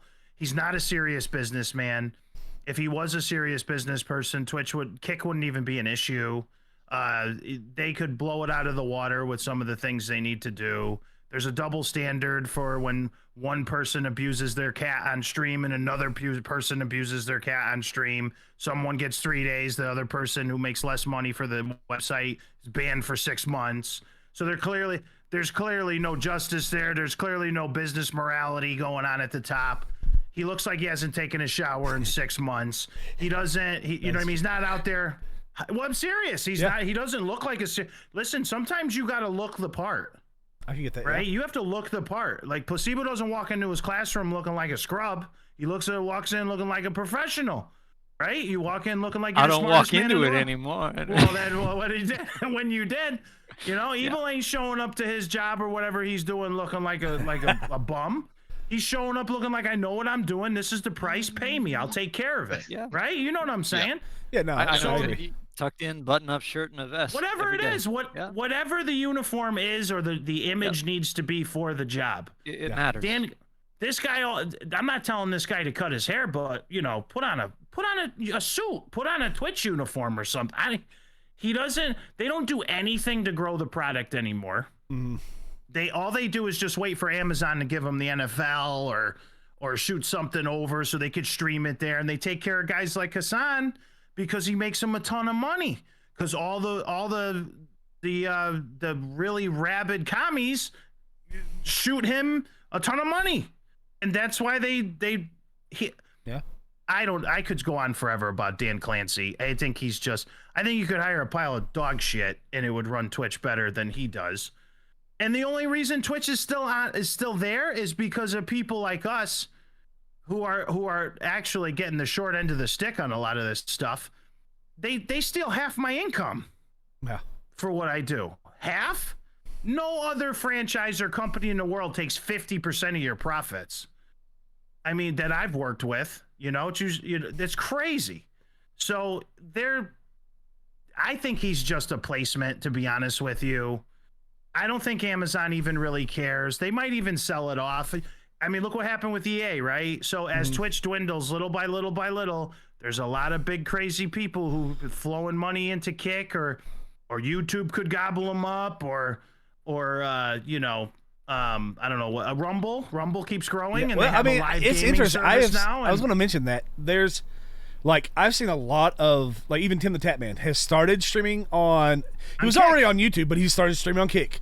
Clancy is on Kick. They've started spreading out, and I think what you're saying, they're like, I need to have my eggs in more than one basket because I don't know how this basket will turn out. Yeah. We learned our lesson with Facebook, which, by the way, RIP to Facebook Gaming, it officially shut down about a month ago. I saw a lot of the creators who were there. Well, no, what I mean is I saw a lot of the creators who had already, they were leaving and they jumped ship and everything when we were there together. Giving out some memories. And, even though Facebook Gaming itself was run like a hot shit, I met a lot of nice people. Like, I wouldn't have met you if it wasn't for Facebook Gaming. It's true. So it's very true. And I learned a lot on Facebook Gaming, but it was run like shit. And I think Twitch is going to end up being like the PGA. They're ignoring the competition. They're pretending they're better than everybody else. And then here comes the LIV. Here comes the Saudis. Listen, the Saudis will buy Twitch. You don't think they won't buy Twitch? You don't think they'll walk in and make Amazon a deal to have the biggest streaming platform in the world so we can all, we'll be praying at 6 o'clock in the morning, 7 o'clock in the morning, 9 o'clock in the morning? You think that's not coming? No. To move the headquarters to New York City? Like, yes, give me all the YouTube views. Go, Fly, go. I'm being honest. You don't think they're going to sneak in? Or whoever. It could be anybody. Yeah, I know. I do want to get you. I agree. I do think that's why. Who's going to be on the chopping block is Dan Clancy. The guy doesn't look like he could fight off a wet paper bag with an axe. What's he going to do? Sorry, I'm done. Anybody else? I will look something up while he does that. It's bullshit. They steal so much income from so many hardworking people on that website. There's so many good people I've met over the years on Twitch who do not get the time of day and put on way better shows than the people at the top. There should be teams at Twitch scouring the lower levels of the streamers to look for new talent to promote and put up there at the top. To help them grow, to make the platform more profitable. They never advertise for viewers, ever. These places only advertise for, come here and make money, come here and do that. They never advertise to get viewers and eyeballs. And they steal 50% of your income? Even the government doesn't have the balls to do that to us. That's not true. If you live in New York, I think like 57% of federal government taxes. Well, yeah. If you combine them. Well, 57% if you make an insane amount of money. Okay, hold on. I live in Connecticut. I have a similar tax structure. You're just talking about how weak Dan Clancy is, right? This is what I was talking about, where he tried to flip the girl. I'm going to put that big screen for everybody. Watch. Oh, you have the video of this? Yes, watch. This is him at... This is cringy. Yeah. Watch this. Like, just. It's so that's what he was doing instead of making sure there was adequate protection for the Twitch streamers. Is he's flipping this chick on her face? It was fantastic. But you were saying like he looks like he couldn't find his way out of a paper bag. He looks like he shops at Goodwill. No offense to Goodwill, he's the fucking leader of $1 billion website. Oh man, it cracked me up. You know what I mean? Yeah, no, I get it. I wish Elon would buy it. Just, I know Elon won't because of he's trying to make X do the same stuff. But are you kidding me? People are going to start firebombing their own computers. Yeah. It's true. Yeah. That's just. There's so much you could unpack. That's a whole episode with what's wrong with Twitch. My God, you guys could do a whole series. I mean, Placebo might fall asleep, but you could do a whole series on what's wrong with Twitch. The morality of Twitch. I don't know. Yeah. So, no, I mean, I agree. Nice attempt to bring. I appreciate that effort. When was the last time you watched a Twitch stream? Placebo? Just. No, I know it's. I mean, we all got our this distinct little subjects that we are passionate about. I'm just saying, business wise. When was? Yeah, no, I'm curious. When was the last time you watched a stream, Placebo? I can't recall. I can't remember. He's not a customer for them, so he doesn't. Yeah, I truly do not know. I'm really not either. I'll turn it on as like background noise, and I mean, you really don't see me that much in your thing. And whenever I get in there, it's like, oh crap, I need to remember to use my Prime sub on you. Yeah, no, I appreciate it. I mean, I don't. I'll have it back there for noise. It's the Game Awards every once in a while. I will be on playing a game or something, just hanging out, and Adam, our buddy, will jump in and be like, "Hey, are you guys watching this thing?" Yeah. And I'm like, "What are you talking about?" Right? What thing? And he's like, "Oh, the Game Awards are on." I'm like, "Oh, okay, cool. I'll throw that on the second monitor. We can watch it and we can talk." So that's definitely the last one, and the one before that, and it's the only time I'm ever on there. Yeah, and dude, it's just like I don't watch rom-coms. So, and when someone says, "Do you see that? That newest rom-com?" I don't even know what that is. That does not even flow through my blood. I don't even know what romance is. So, it's just to each his or her own. And that I have a dedicated audience who they don't do nothing but watch my shit. So, but I'm just speaking from a macro level that the website is run horribly. There's no morality at the top. Yeah. The guidelines are a joke. For people who make a ton of money. I tell you what, if I take my shirt off, they don't mind getting rid of me. Well, they might see my numbers and not get rid of me the first time, but they'll get rid of me for not wearing a shirt, but they wouldn't get rid of some, green screened jacuzzi one like Evil was describing earlier. So I give that, we learned our lesson. I don't put all my eggs in one basket anymore. They all do it, by the way, not to just pick on Twitch. All these websites have guidelines and they're all full of shit. Yeah. Like, I would last 30 seconds on TikTok Live. That's why I don't do it. It was funny. I saw someone try to pretend like Twitch was more moral than Kick. And he was like, well, Kick had they had some French guy get beaten. His friends were like, jumped in and beat him. And I was like, and then somebody else pointed out, well, Kick had somebody stream like they went into a store and shot people. It's like, because you can't control. And I think me and Placebo even talked about this before.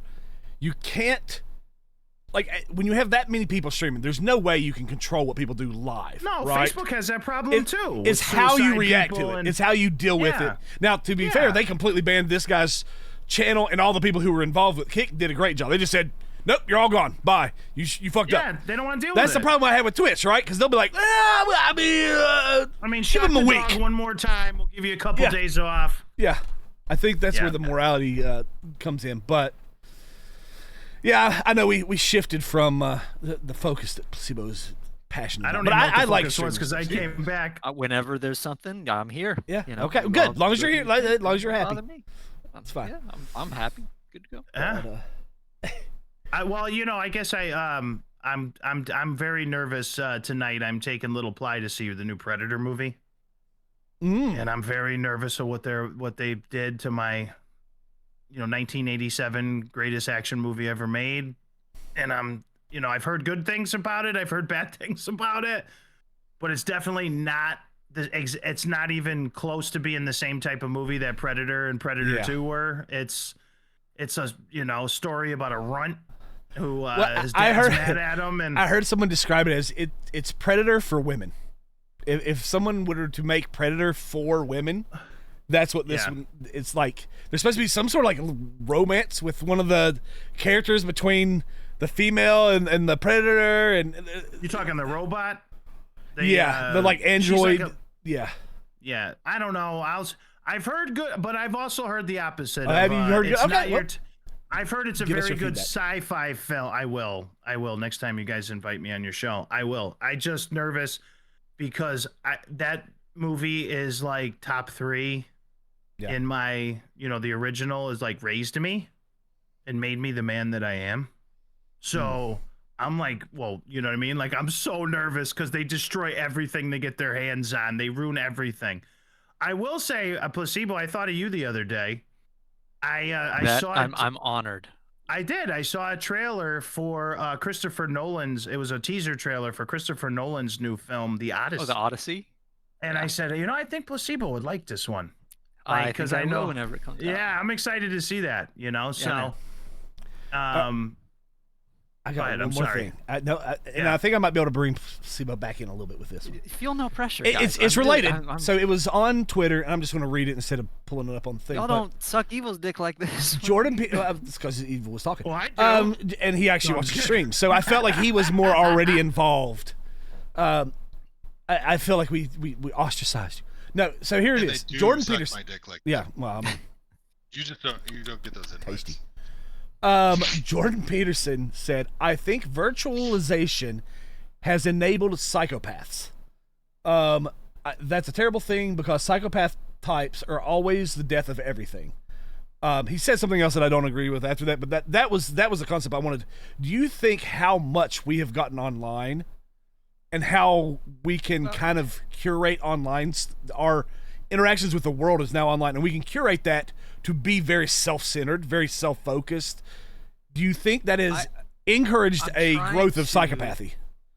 I'm trying to think about it the way that he probably was, right? Because like that's a fairly vague sentence that could mean many different things. So I'm trying to figure out what he meant by it. I think he took the psychological version of psychopaths, where it's like, I don't understand the emotions of others. I think that's probably what he meant.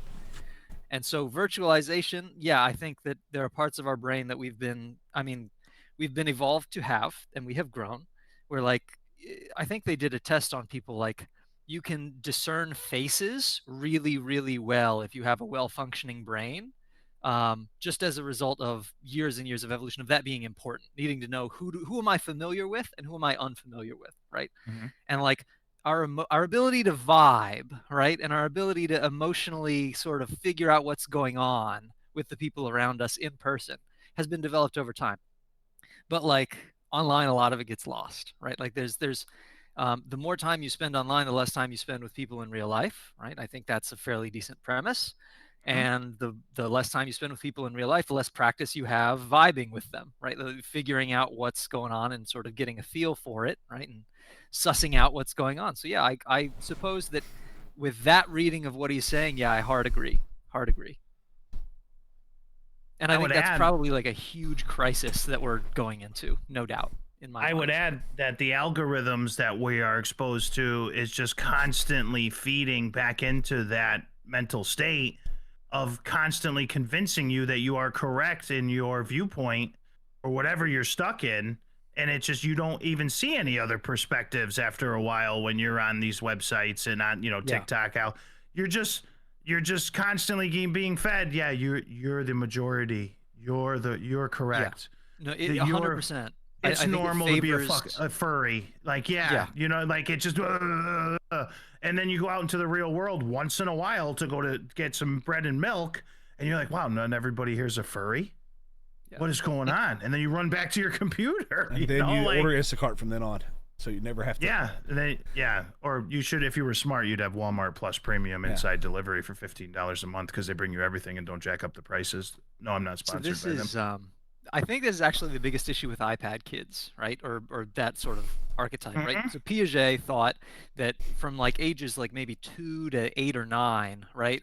It is super important that you defeat what's called egocentrism, right? Egocentrism is like you see things only from your perspective. You cannot fathom that other individuals have their own experiences, right? The classic example is a young boy talking on the phone with his dad saying, "Hey dad, look at that thing over there." It's like the dad is not anywhere, but the boy absolutely thinks that the dad can see it, right? Yeah.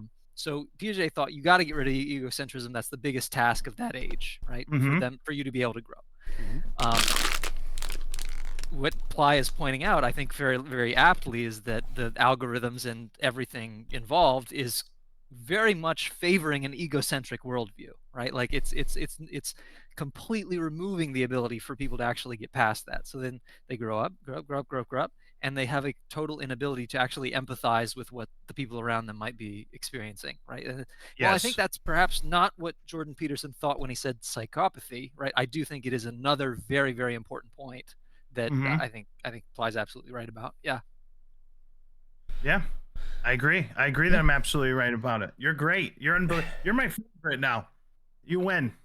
But yeah, now I wasn't. You hated me. Well, you know, Evil showed up the other night and resubbed, so he was winning for a hot second. But nothing speaks to Ply's heart like money, man. Nothing can reach that. Whatever. You got to put food on the table somehow, man. That's right. No, I don't just put itself there. Well, so, I mean, but yeah, we get stuck in these bubbles. I do too. And then I have to pull myself out of it. Yeah. And I'm online all the time. I mean, I'm in real life, you know, too, 8-10 hours a day. I'm interacting with human beings, but I'm also. I also think there's a developmental thing. That's what Placebo was talking about. I would even say up to Evil maybe. Developed where there was a lot more real world stuff that we were doing when we were young. And so it doesn't, I mean, it does affect us. It affects you all throughout your life, but it doesn't affect us as potently, as like overwhelmingly as it does some of the younger generations that they grew up with that constant online, the world is all about you all the time, focus. And I do think that is the developmental area of it. We know what it looks like to have real life relationships and to be with people and how to interact with these. Imagine someone being born having never experienced any of that real life stuff, and now you have this online stuff that is very prevalent, very accepted, and it's like that is what is normal to them, right? But they have no idea what they're missing out on the other realm, right? I think that's the harmful part, because they just accept this normal stuff.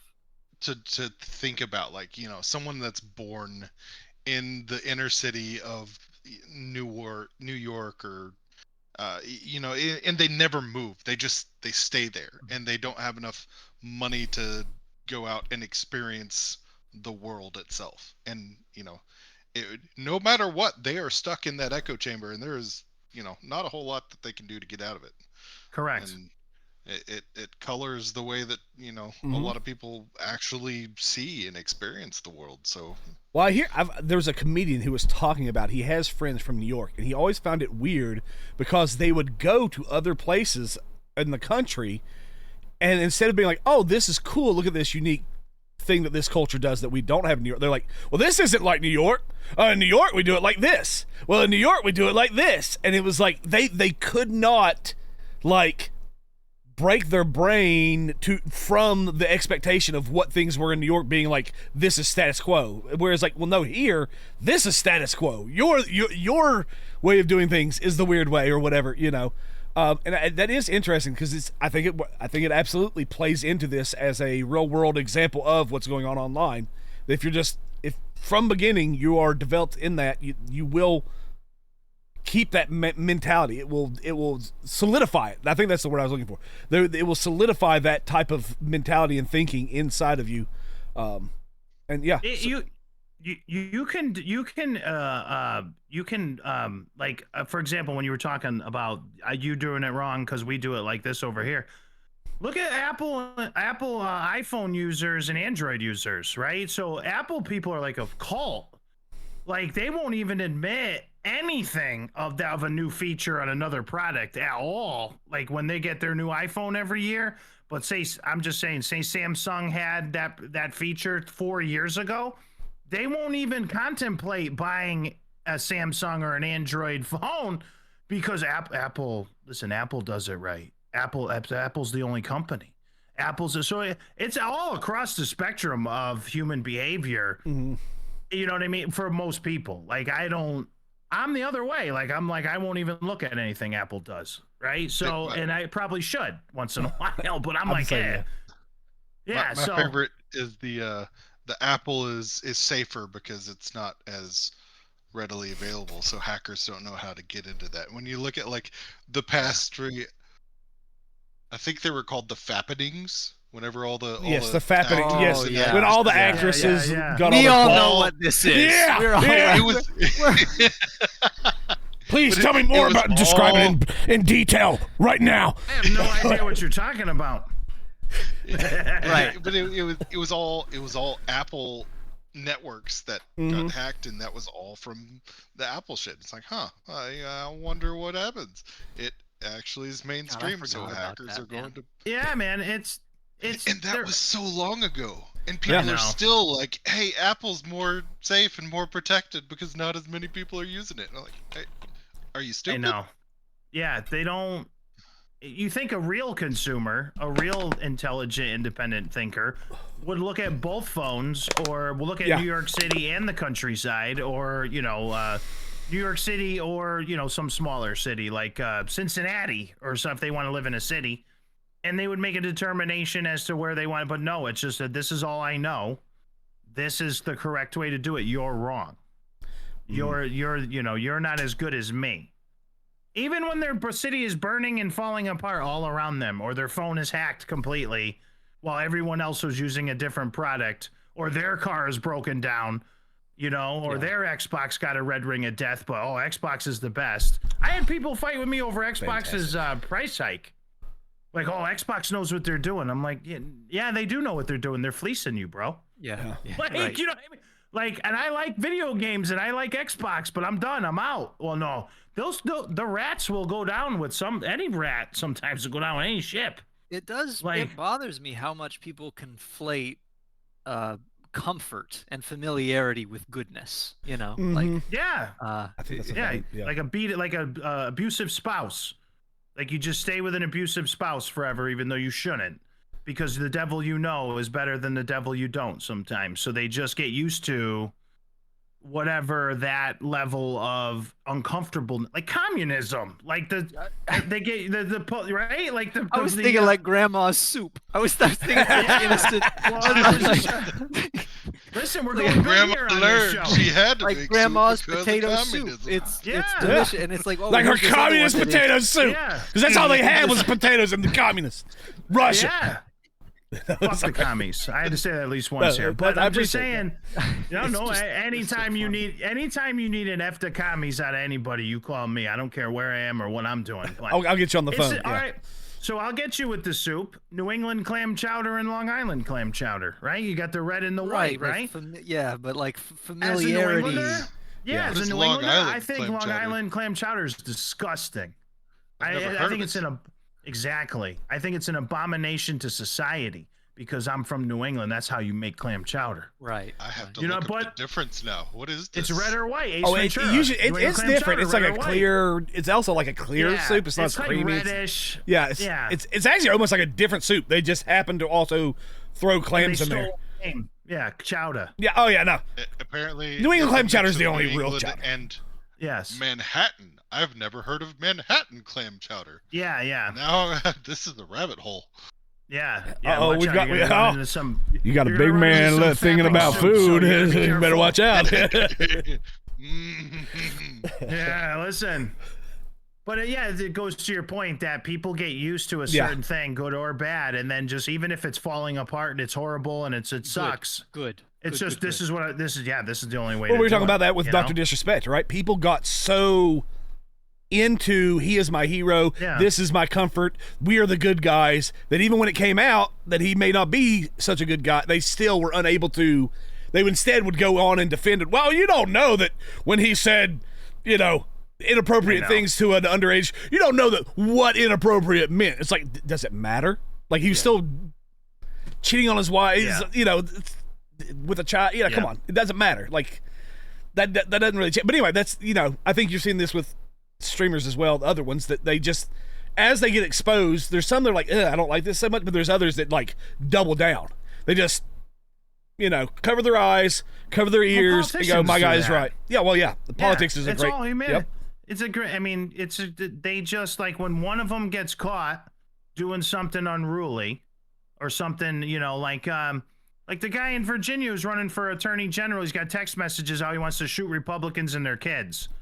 And he's like fantasizing about killing people. Yep. And he's the attorney general of a state, but he's talking about how he wants to take out little kids. Like, are you kidding me? Because everybody was like, oh, R bad, D good. Like, we're just gonna, we're voting for this, so we don't care what he does. Whereas if that was the other way or whatever on me, and I'm looking at a voting record, I'd be like, I'm not voting for that skunk. Yeah. I don't care what he's an independent. I don't care what he's doing.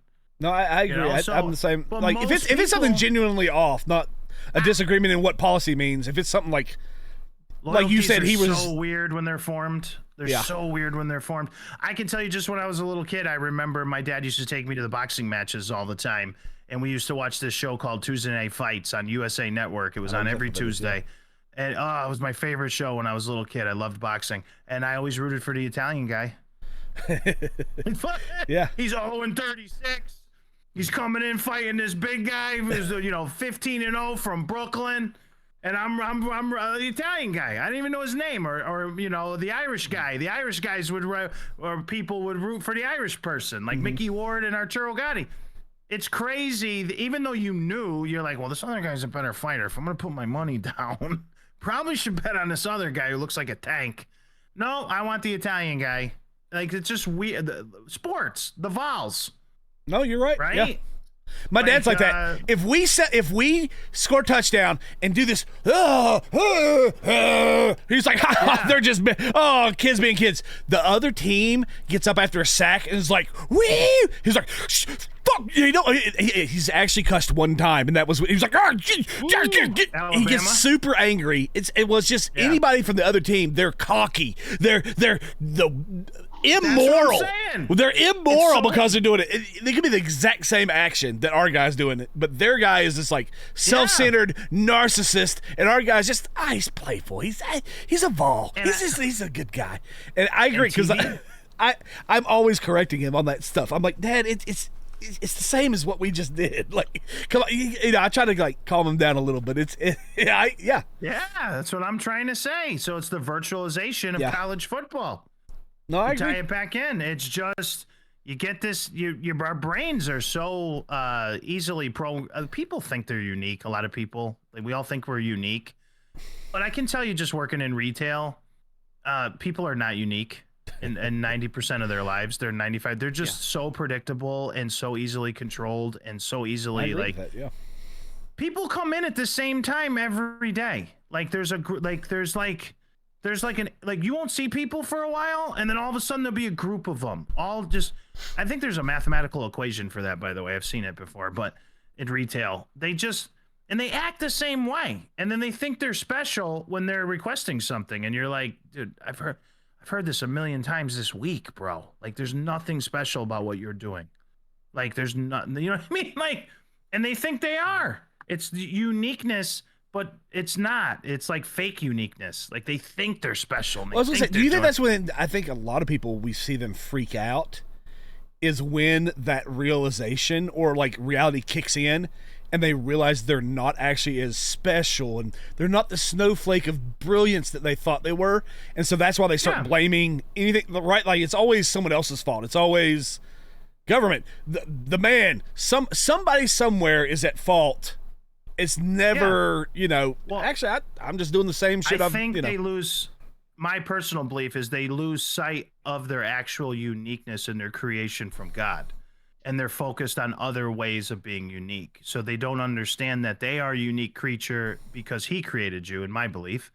And so they're focused on other things. But when they focus on other things, they're not unique. They just lump into this. Mm-hmm. Like, you know what I mean? Like, there's a reason there's a traffic jam because you're all there at the same time. There's a reason there's whatever it is. I don't know if there's any Dallas Cowboy fans left, but there's a reason there's 70,000 people in that stadium, right? So Because no matter how much the Cowboys have abused evil for the past 25 years, for real, he's still ride or die with the Dallas Cowboys, like Ike Turner. Like, just will not, right? I mean, bro, I lost 4 Super Bowls in a row, so believe me, I'm not judging. I'm a Bills fan.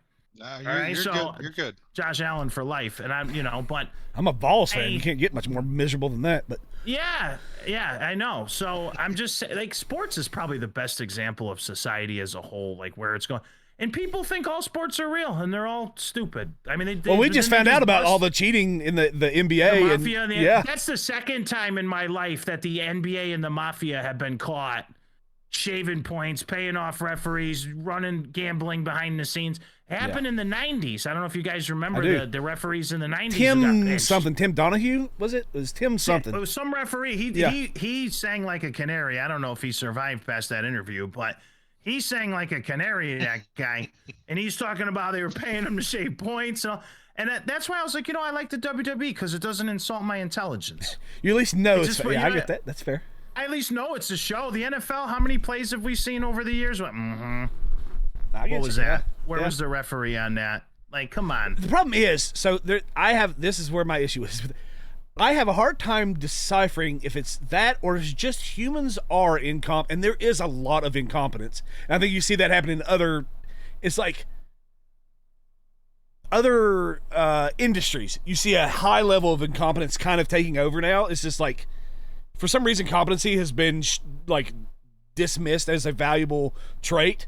And so I think you're seeing that in the NFL. It's like, I think some of the times they're just really that bad. Like the ref is really just that blind or incapable of doing. And then half the time, I also agree with you. I'm like, looks a little fishy. Why do you think Musk and Huang are pushing so hard for AI? Why do you think the MLB is starting now to you're talking they send it to umps? The players.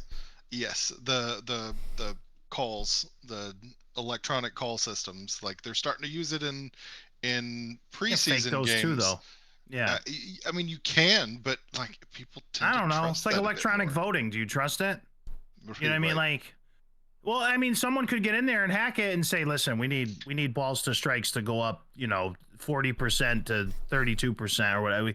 This is bullshit. We need to win this game. So how are we gonna win?" So, they cheat. Give them a lighter ball, like with Dr. If anybody wants to, Basically, the point is, if somebody wants to cheat, they're going to find a way to do it. Basically, it's the same thing with killing. It's the same thing with evil. If evil wants, not you evil, I just meant evil in general. Yeah. If evil wants to find a way, it'll find a way. You cannot legislate morality. So the bad things are going to happen. Like, it's weird how people don't want to admit to it either. It was like the MLB does not admit, like, hey, we use a different set of balls in the playoffs that tend to carry further, and you don't see as many strikeouts in the playoffs. I wonder why these bad. My balls tend to change when the weather gets colder too. I don't know what that is. I gotta rotate those suckers out when the weather changes. I don't want to be made fun of. The pool ain't that cold. Well, I mean, sorry, I'm playing. Just nobody just sit there and think like, that's great, it's fantastic. I'm trying, guys. It's just, why are these batting averages and like extra base hits so much higher in the playoffs? Well, yeah, like the Major League knew everybody was juicing. Back in the Sosa McGuire, they knew everybody was on. Who are so much? They weren't just on roids; they were on like roids plus HGH. To be honest with you, admit it's entertainment. And just let them fly, man. I don't know. That's why I said, let them have. I'm great. Yeah, let them be up there and then hitting them 600 feet. I'm like, cool. That's where technology has taken us. We now have the ability to transform the human body to where these guys can hit the ball a bazillion feet, right? Like, cool. Just be honest about it and say, yep, that's what we're doing. That's the new face of baseball. And they can sign a waiver if they have health issues. That's on them. Yeah. I mean, it's not like the players' legacies are. Nobody thinks that Tom Brady is not the GOAT because of Deflategate. Like, it's not affecting the overall scope of things. It's just like, ooh, scandal. We don't want to touch it. Yeah. Well, I honestly don't think. I mean, I saw a valid. I saw a valid argument the other day that Joe Montana was actually the GOAT. Someone ran through it comparing Tom and Joe. It's actually online. I'll have to send it to you guys. He made a compelling argument that Joe Montana was actually the best quarterback of all time based upon when he played, how he played. He didn't lose a Super Bowl. He like all his stats, so it's pretty interesting because that Tom is like marketed as the GOAT, I would be more apt to believe that conversation is in far better stance than the MJ versus LeBron. Well, that's what I was gonna say. It seems similar to me as the MJ LeBron. There is no conversation of who's better, MJ or LeBron. It's not even close. Oh, I'm an MJ. Yeah. I'm an MJ. Like, yeah, it's not even. It's not even a conversation. LeBron, yeah, it's not even close. You never saw basketball before. I agree. What 2000? Like that's all it is. Yeah, MJ was different. MJ had the will. MJ was a different breed of human being that we all. I shouldn't say we all. That I aspire, and I think more people should aspire to be that level of greatness in what they do. Honestly, like it's insane. Just basketball in general from that. Yeah, in general, he was also playing against monsters. Like and it was just him, and it was him. And I mean, his team was good, but he didn't go join another team to join with the other best players in the world. And then they're playing a bunch of snowflakes. Well, the Magic Johnson during Jordan's time, those guys could kill us all right now with their bare hands. Yeah, the Jordan, Bird, up through Kobe and Shaq. That era grew NBA. NBA kept growing during that time. Oh yeah. But after that, during the LeBron, it has sunk because the game has like in the United States. Well, yeah. That's because it's more about getting your fucking shoe dealership. Or, your shoe deals than it is, playing the fucking game. Yeah, I think nobody the argument defends anymore. I genuinely wonder how long it's going to take before we get a game that both teams are over 150. I will say that the argument in that arena to me would be who's the greatest of all time, MJ or Kobe. I think Kobe's better than LeBron. Absolutely. So I don't even think it's a. And I love Kobe. I love the Black Mamba, dude. I love that dude. Pirlo is the greatest. Magic are better than LeBron. I listen to Michael and Kobe a few times a week. I listen to their speeches. I listen to their motivation, the way they talk, the way they. God, if people had work ethic like that, I people agree. in the United States. I do agree. God. It's not that LeBron's a dumb guy by any No, he's super talented. He's top 5, bro. I'm not shitting him all the way down. Yeah, he's top 5 player all time. I'll give you top 10. I don't know about top 5. No, I think Bird he's and Johnson. Physically, he's insane. You know who he reminds me of is Randy Moss. He might be the most physically gifted player. I think LeBron is the most physically gifted of all time. Just like I think Randy Moss was the most physically gifted wide receiver, but they both struggled with. Randy Moss wouldn't mental. He wouldn't go through all the, he wouldn't block. Yeah. He wouldn't put full effort. If he put in the same effort that Jerry Rice did, Randy Moss had been just throw all the records out. Yeah. No one's ever reaching them. And I think they both kind of. Sometimes the most gifted aren't always the most physically aren't the most gifted mentally and emotionally. Yeah. No, it happens. I just me. Sorry, just to touch on this, Antonio Brown. He just got extradited back too. Right? Is that weird? Because double attempted murder? Yeah, or something. Dude, that dude. That has been crazy motherfucker, man. A lot of sins. This would be an interesting podcast for you guys. That the more successful you are in society, like the more that the sins are forgiven, especially in sports. Like some of these men and women who participate in these sports are absolute cretins of human beings, but because they're so good on the field, their fan base, like we were just, and their ownership and everybody turns a blind eye to the monsters that they are, or they have problems, or they're whatever, just because they're so successful. It's right now, if Antonio Brown was still in his prime and the Jacksonville Jaguars needed him on the team, the Jacksonville press and the fan base would be like, yeah, he's a double attempted murder guy, but fuck, he scores. It was attempted. It's not been proven yet. Yeah, it's not been proven yet. I mean, come on. But he's going to give us 126.2 yards a game, bro. My fantasy thing, this, that. I got it. Listen, we'll deal with it in the offseason. Well, that's Hollywood too, right? I mean, a lot of Hollywood people have gotten streamers too. Yeah, streamers. Yeah, It's life. If you're successful, you get away with more shit. Yeah. It's just I crazy. feel like there have been a couple of cases that have been brought out just because of the optics to it too, and it's not necessarily that they were actually guilty of like guilty or not, they got crucified because of it, because they were taking a stance. So I mean, I feel like there's a little bit of both sides on it, but yes, the better you are, the more leeway you are.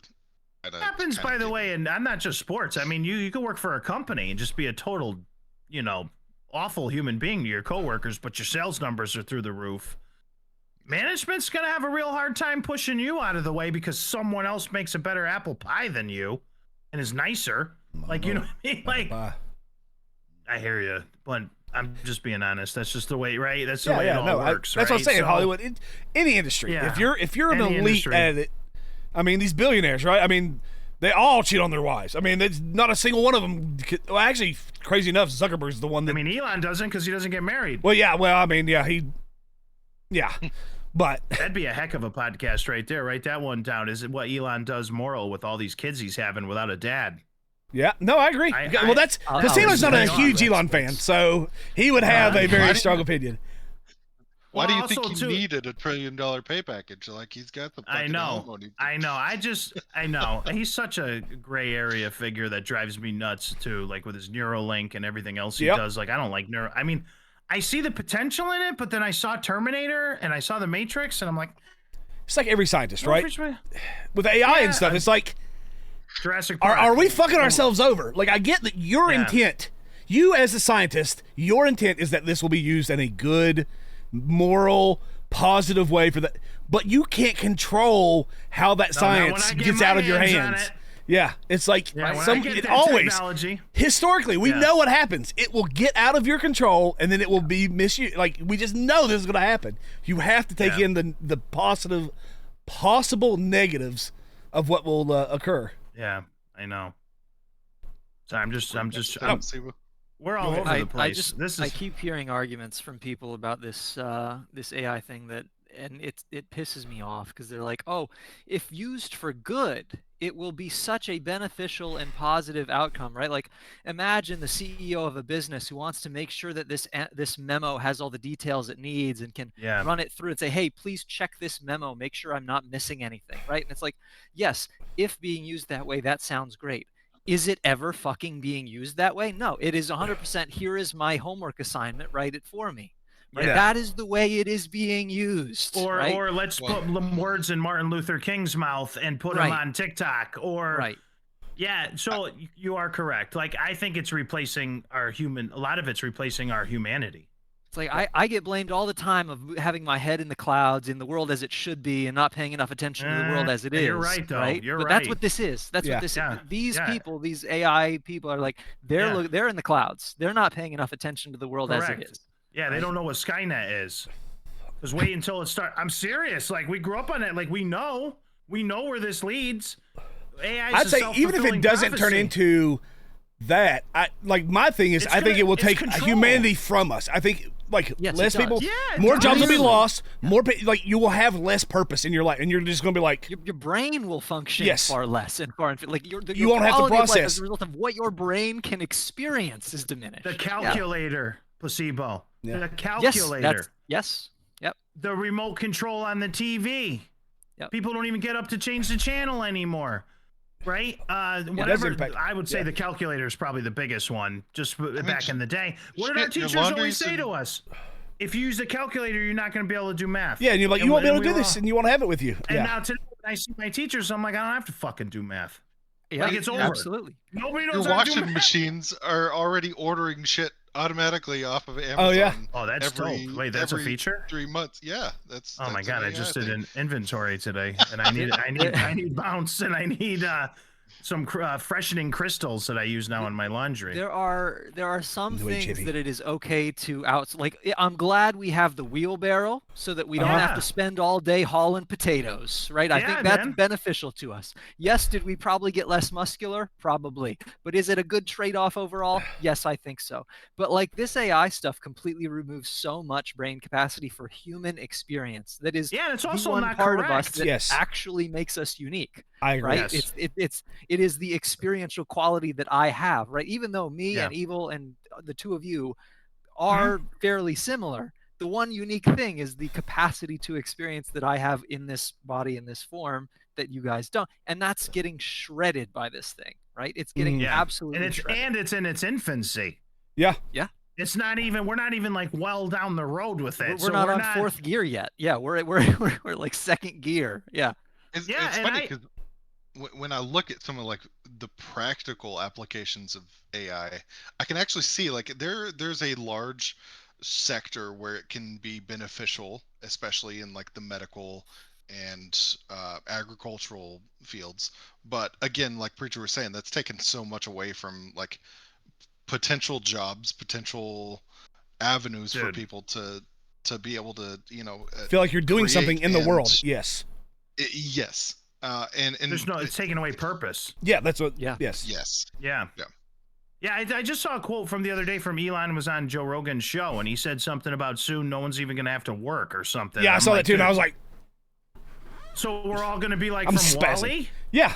Like we're all just gonna be in a spaceship drinking slushies? Like what? There's no purpose to life if we have no purpose. Yeah, if you don't invest while you can, get your money before there's no money. Well, even if they provide money, I think even if you have money and you don't have purpose, worthless. it's worth. Yes. Yeah. You will feel lost and you'll. Depression is shooting through the roof right now, and I do think it's connected to how much online stuff we are, how disconnected we keep getting from who a human should be, what we're designed as humans to be. The further we get from that, the more and more we are getting depressed. People don't know. You know why? Women, like I saw. Hold on, I may have this. Yes, go ahead. I'm going to bring up something while you do that. So, I just said a lot of people now in the world don't think we were designed. They don't even think in those terms. They don't even attempt to walk with a creator or God or a higher purpose anymore. They think that they just don't even go to that next level of thinking, So they don't think it's a problem. Like even Elon is like, oh, whatever, you guys don't have to work. Like we're all gonna just fade away then if there's no. What are we gonna do? Go on vacation for 87 years? Like it sounds nice, but it's not gonna happen. We're not gonna function. Well, I was going to get into. I mean, so, let me real quick because I want to cover this. Just because, so I even think how we function with biologically, and how we've kind of started fighting that. Here's the quote, and he was talking about. So women's self-reported happiness is down 83% since 1970. I haven't done a full check, but I've done some of this. Global. I don't know. I'm reading. I'm sorry. I know. Like I said, I didn't do a whole thing. I know. I've looked up some of these numbers, and I know that these are more or less right. So I'm giving them as a general guidance. Okay. I haven't quoted it. If I need to, I can talk to me. Anybody off stream, ask me for quotations. I'll go find them. Leave a comment below if you think this is Western women. Exactly. Female suicide rate is up 50% since 2000. That's crazy, by the way. Antidepressant use amongst women is up 250% since 1990. Yeah. Single motherhood is up 700% since 1960. Women on anxiety meds is 1 in 4. A quarter of women are on anxiety meds. I just clicked. Sorry. Dating pool is tough. Let me keep going. Let's see. Female workforce participation is up 75%, but life satisfaction is down 200%. Yep. College women report record loneliness and depression. 40% of women have engaged in self-harm, ranging from cutting to suicide. And basically, he said, we can kind of discuss this a little bit, but your wildest dreams have come true. You can vote, be promiscuous, and you are unshackled from a man to take care of your children who adore you. Congratulations, you win. And so his point was are you actually you accomplished all this, but are you actually maybe there was a little something to the biological, each person has a bit of a role to play, and it clicks with who you are as a human And the more we defy that, the more we're trying to do something different than what we are kind of, as you said, designed to do, the less happy we are. Now, I do think this also isn't just that. I think you have to include like the internet, a lack of connectivity with each other, AI taking it with a lack of purpose. I think it's a cumulative, but I do think this is a part of it. There's a pattern over since the flower power bullshit in the 60s. Yeah, I would wager almost all of those stats have also gone a similar way for men.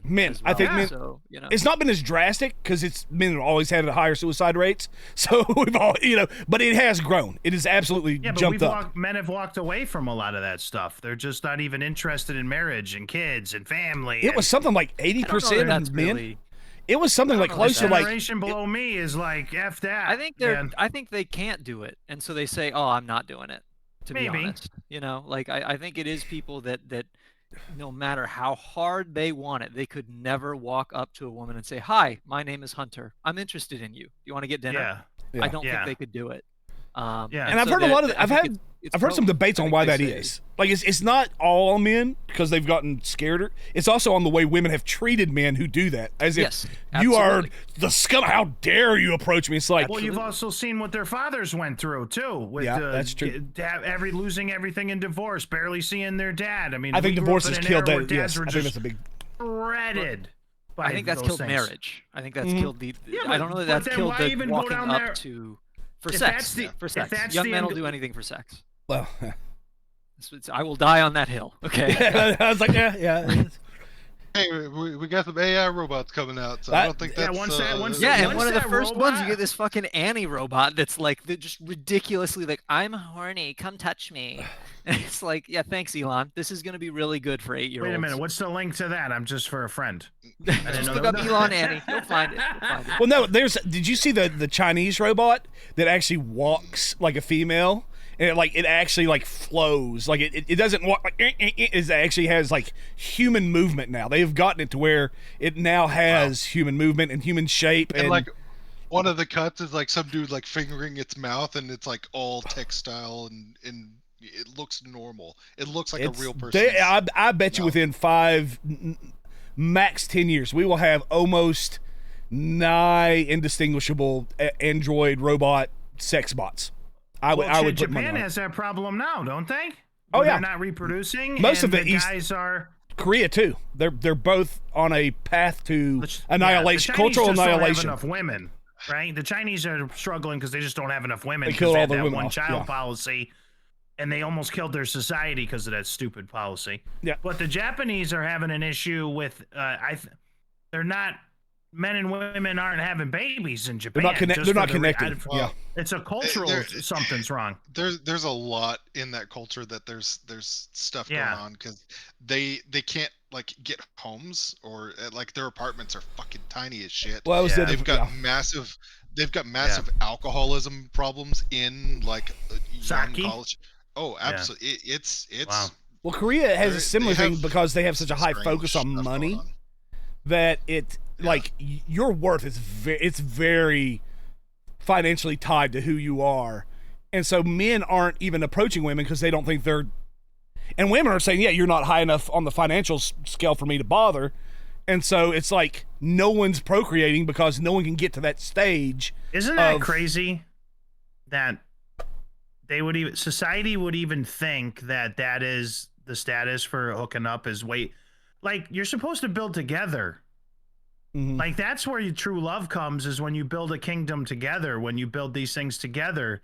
Like a woman sees potential in a man. A woman is always looking into a man's future. She sees him and she sees the future, right? A man is always trying to look at a woman's past, right? Like, what did you do before I met you? Am I going to show up on OnlyFans or what's going on?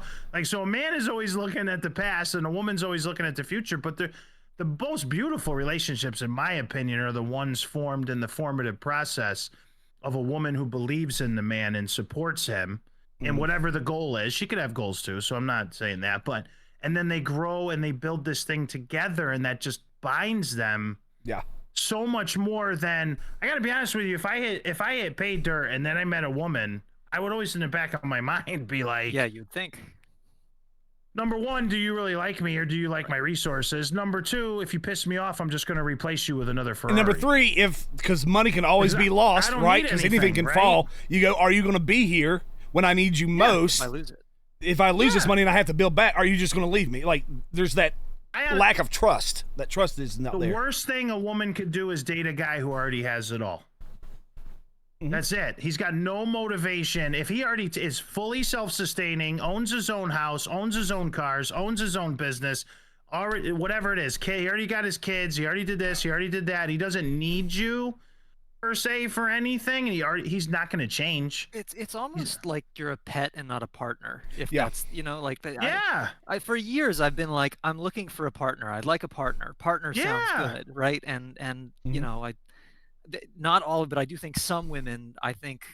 Oh, it's not all. You're correct. You know, I unfortunately think some women prefer the pet, right? It's not good. I don't like it. But I think just the same, some men prefer to be the caravan driver, if that makes sense, right? Instead of the partnership where they grow together. It's like, no, you're going to be at home with the kids, period, end of story, and I'm going to go get shit done, right?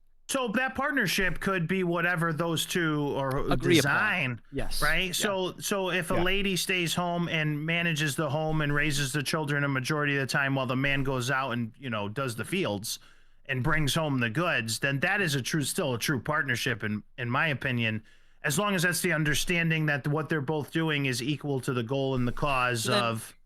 I think that I agree, actually. But what then would be wrong with the woman saying, "Okay, I'm going to stay at home and do nothing, and everyone, and I'll look good." I think that's the part. You can have sex with me. It's what you said. Do nothing. It's the stay at home and do nothing element that I think would change that. If the man agrees to that, right? If the two agree, yes, the that man is agrees to it. But then she's replaceable in his opinion. As a man, I'm telling you that if I just had a trophy that I just did whatever I want with. I get sick of watching the same movies over and over again. I get sick of playing with the same toys and video games over and over again. Eventually, I'm going to replace that. There's no bond there. Then is that the man would not actually follow through with the partnership because the woman is replaceable in this situation. Yeah. So I'll tell you, to me, I don't think it's just him. I think the partnership is that she's holding her own. She's doing something on the home end that is irreplaceable. And that's where the partnership. So if she's under, I guess I'm scoring the. I hear you. I understand that, but I'm trying to say a different scenario than that. Okay. Where instead of the woman being at home, she's just a trophy wife, basically. Exactly. She does. She I sits agree. on her phone all day on TikTok, doing nothing but looking good. And the only thing she provides in that relationship is sex. Exactly. Well, then that's where play comes. Yeah, because then you're going then your value of sex does wear off over time because you get older, we get more used to each other. It's not as exciting. I mean, you see a lot of families talk about. I mean, that's what I meant by watching the same movie over and over. Married couples say this all the time and how they get divorced. They're like, the love's not there. It's like, no, you mean the fresh, exciting, bubbly part, but it's that has to shift. It just sounds like neither man nor woman should have agreed to that deal in the first place. Agreed. I just think it's an empty hollow. I mean, to each their own, but I think that's a hollow deal. I just don't think that's. I mean, that's not to me something that's going to the deathbed. That's probably something that's probably fun for a few years, and then you move on to the next toy or the next. The reason I bring it up is largely because I had a few students that. When I was teaching, they would say, I don't want to do anything. I don't want to work. I just want to stay at home. I want to do nothing but be on my phone all day. I want to do nothing. And I was so blown away. And I was like, it's great. I know. It exists is, I suppose, my point. Yeah. Right? It's how, Placebo, it's how I started streaming. That exact comment. I came downstairs on Christmas Day. My daughter was at her computer on Christmas morning watching a guy play Minecraft. It's a true story. And I went over to her and I said, "What are you doing?" She was giggling, laughing, whatever. And she said, "I'm watching this guy play Minecraft." And I said, "I bought you 9 copies of this fucking game. Why are you watching this guy play Minecraft? You got it for the toaster oven, the Nintendo. You got it for everything in his house." And she said, "I'd just rather watch him play it. I don't want to play it." And then so I was like, I looked over at the screen and then I saw cha-ching, cha-ching, cha-ching, cha-ching. So they were donating to this guy. They were doing this. They were doing that. And then my capitalist brain took over. But that's what she said to me. Yeah. She said, I would rather watch him play than play. And I went, holy shit, we got bitched at when we were kids for playing too many video games. These kids aren't even playing them anymore. They're watching people play them. You know, so they get a similar dopamine hit from the achievement, right? Like the achievement they see on screen, they get a similar hit, right? Or the laugh they didn't or have to do whatever. anything, Yeah. right? It's just fed to them, right? I wonder how it's similar, because I know me and my sister used to, what we would do, like when we played Final Fantasy X, is we would trade off, but I did probably most of the playing because I was a little bit better, so I could do whatever. And she would watch me play, and we enjoyed that process, and we bonded over that. But I think there is something a little bit different sitting together and watching someone play and kind of sharing, and she could give me an idea. Oh, why don't you try this? And I'm like, oh, okay, cool. Couch co-op. Yeah, I think that's slight different, but I do think it's still related. A relationship there. Yes, but I do think it's different. That's my point. Is I do think there is being there in person is different than. Slightly. I think the probability of a relationship like that working out is, I don't think it would never. I think it's just the probability would be lower, in my opinion, would be in the psychology of a man and a woman, of that type of deal working out, especially a man who has a lot of affluence. If his ego has taken over and he's just going to grab a woman who looks pretty and wants to be on TikTok so he can use her whenever he wants. Number one, that's probably not the type of guy the four of us would want to associate with. Of course. Because he's probably shallow as hell. Shallow Hal, right? Well, and the woman's doing the same thing. But and she's shallow too. Yeah. So those are just two empty people, in my opinion, who are not like bettering. I mean, that's just a judgment call, though. So I get that. I think a lot of people who are like, oh, we don't define our relationship. It's like, that's what it is, you know? Yeah, like, that's just a coward's. I don't know. I agree. Yeah. Don't be a coward. Define it. If you love her, tell her you love her. Be with her. Work it out. Don't just say, oh, I'm going to, you know what I mean? So, and if you're having fun, just admit you're having fun. I'm going out doing what I want, meeting the people I want, dating this one, dating that one. Like, you know what? As much as I can't stand George Clooney personally, for 25 years he did it. He was just like, I'm a ladies' guy. That's it. That's what I do. I'm not getting married. I like to date. I like to do this. I like to do that. He was honest. And then, question: what if that is actually a worse scenario? I think I don't like that we're shying away from saying that is the worst scenario. That is a worse scenario than two people being in a meaningful relationship. Because I do think being a playboy or a playgirl, whatever, is in fact a socially, both for society and for the individual as a human, spiritually, is worse. I do think that is the lesser. You are correct. I don't want to shy away from that. So I like that conclusion. Long term, you are correct. Short term. Yeah, no, I don't know what you like. You know what I mean? Yeah. So at least he was honest about it. Like, no, I agree. Honestly, I'm also a fan of honesty. So I do agree. Like, don't lie about. And then he fell. And then by all accounts, I don't know him personally, but by all accounts, he's been happily married for 10 years to a beautiful lady, and they got a family and everything else. So but I think that's also rare. I think it's rare. I don't know if that's true or not because they're actors. I'm just saying. I don't know that people who. Because especially with women, the women who I've been watching a lot of from other women saying, the women I know that I've been talking to, treating, helping out, they thought they were going to wait until they're ready to settle down, and they were about 40 years old, and then it was too late. It was like, you've missed the boat, bro. And they are not happy. They are on the medication, cutting themselves, depressed people. And so I do think like maybe very early on. See what's out there and figure out what but I don't think it's as late in life as we tend to. I don't think we do a good enough job of sending that message to that, like, trust us, you will be happier if you do the long-term, committed, mutual benefit, growth thing. This will end up being a happier, experience. Well, hold on, the current culture is against very that, right? Against it anyways. It's like it's telling women that you're going to be happier being promiscuous and not settling down. Same with men that can get it, right? Like I think but I think the men's culture for a long time, like the double standard of the stud versus the hoe, like it's always been, I think through all civilizations has generally been, if a man gets a lot of women he's looked up to, or if he's been with a lot of women, right? But if a woman's been, and I know that also plays with biology and psychology because we handle sex differently than women do. And they're trying to act like men when they do some of these things, but they don't realize that the more men they've been with and the more promiscuous they've been, the more they lose the ability to bond with the right person when they meet him or her. But when they meet him, or they lose the ability to bond with their children when they have them. Now, this is psychological proven. There was a psychiatrist saying that this is a proven that like after I think it's like 3, they have like a 10% chance to be able to bond, like to pair bond with somebody, and then after 4, it's like it's 1% or something. They lose it. They lose the ability to produce that. I forgot the hormone. You guys are gonna tell me, but there's a hormone like for breastfeeding, for feeling oxytocin. They lose the ability to produce that more and more as they've been with more and more people, more and more relationships, more and more drama, more and more stress, all that shit. They lose that, kind of like as we get older, we lose a little testosterone, you know, that kind of stuff. But we don't handle sex like they do. So, you know, generally a man could meet an attractive woman if he doesn't have much morality going on inside too, because, you know, but if he meets an attractive woman, he's known her for 20 minutes, you know, and then the next day he's like, yeah, that was cool. And he doesn't necessarily reflect on that as much as a lady who's like, oh my God, I slept with him on the first date. I love him. I want to.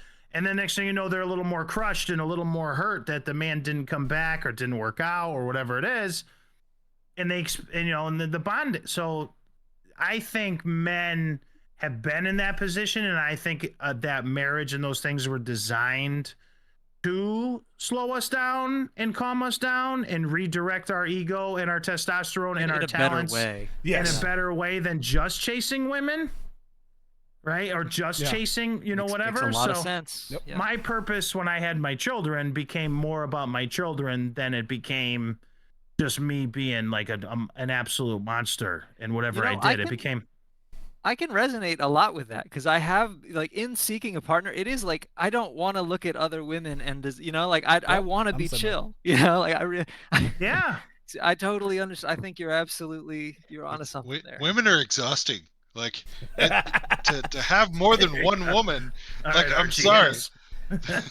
I'm off the boat. No, I don't know. Honestly, I don't know how the Mormons do it. You know, God bless you with your 28 wives. I don't even know how they can do it with a wife and a one on the side. Are you kidding me now? They're rebranding off of the Mormon. It's the Church of the Latter-day Saints, and that's final. Yeah, no, I hear you. They can rebrand all they want. A turd's still a turd sometimes, but I don't know. It's like Comcast changing their name to Xfinity. You want me to close your camera down, company. No, I'm not here anymore. I'm off the ship. I'm in the water. I'm swimming away, man. I'm sweet. Okay. As soon as women are exhausted, I was like, "Fuck this!" And I just left from the mast. I get it. It goes both ways. We're exhausting too, so you gotta be fair. Look, I've come to understand that the truth behind what any of us say matters not at all. The perception of what we say matters a lot. I keep saying it over the past few weeks, so that's why I'm off the boat, right? Yeah.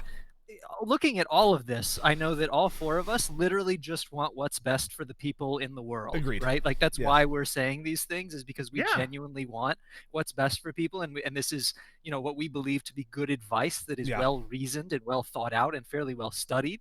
But I am terrified of public perception now, right? No, how am I to be anything else, right? So I'm off the ship, man. Y'all have fun. Well, that's all right. We actually are. It's 4:38, and I promised to let you go by 4:40, so I was going to go ahead and start to. I got to go take a little ply to Predator. It starts at 6:30, so we're going to go eat a healthy meal at the Chinese buffet right next to the movie theater there. I'm going to treat him to some Chinese buffet. I heard it's good. I heard it's great. I heard it's unbelievable there. And then we're going to head over and watch Predator, the feminine movie, like Preach described it. And I'll let you guys know if it truly is, if it's truly done. Or if it's good. If it's good. I didn't see Prey, so I didn't get a chance to see Prey, but I heard by all accounts it was pretty good. So now I'm going to go see this, so I'll let you guys know. It was actually a pleasure to be with you guys today. Absolutely. It was fun. Very fun. You are welcome all the time. I enjoyed this. Is a good 4. I enjoyed this. This is fun. Yeah, and you got a lot of good content there, so make sure you clip and make these 2 guys famous over here. All right. Okay. Hey, Opus Clips, you hear that? Evil placebo. Make Gallagher quits. I seek no public perception. Listen, give me some publicity. Bad publicity is still publicity. I'll take it. You know me. I'm Gary Jones. I swear to God, peas in a pod. Yeah. All right, guys. Thank you so much. I'll let you guys close the show. I'm gonna go to the movies. All right, see you. Have fun, dude. Good night, guys. Well, the rest of everybody else. This is also it for us. I hope you enjoyed it. I actually did enjoy it. I like this. This is a good set, and I hope we do this again. So, I love you all. Please come back and watch more, and let us know what you think below. Like, comment, all that good stuff. Have a great week. Bye-bye.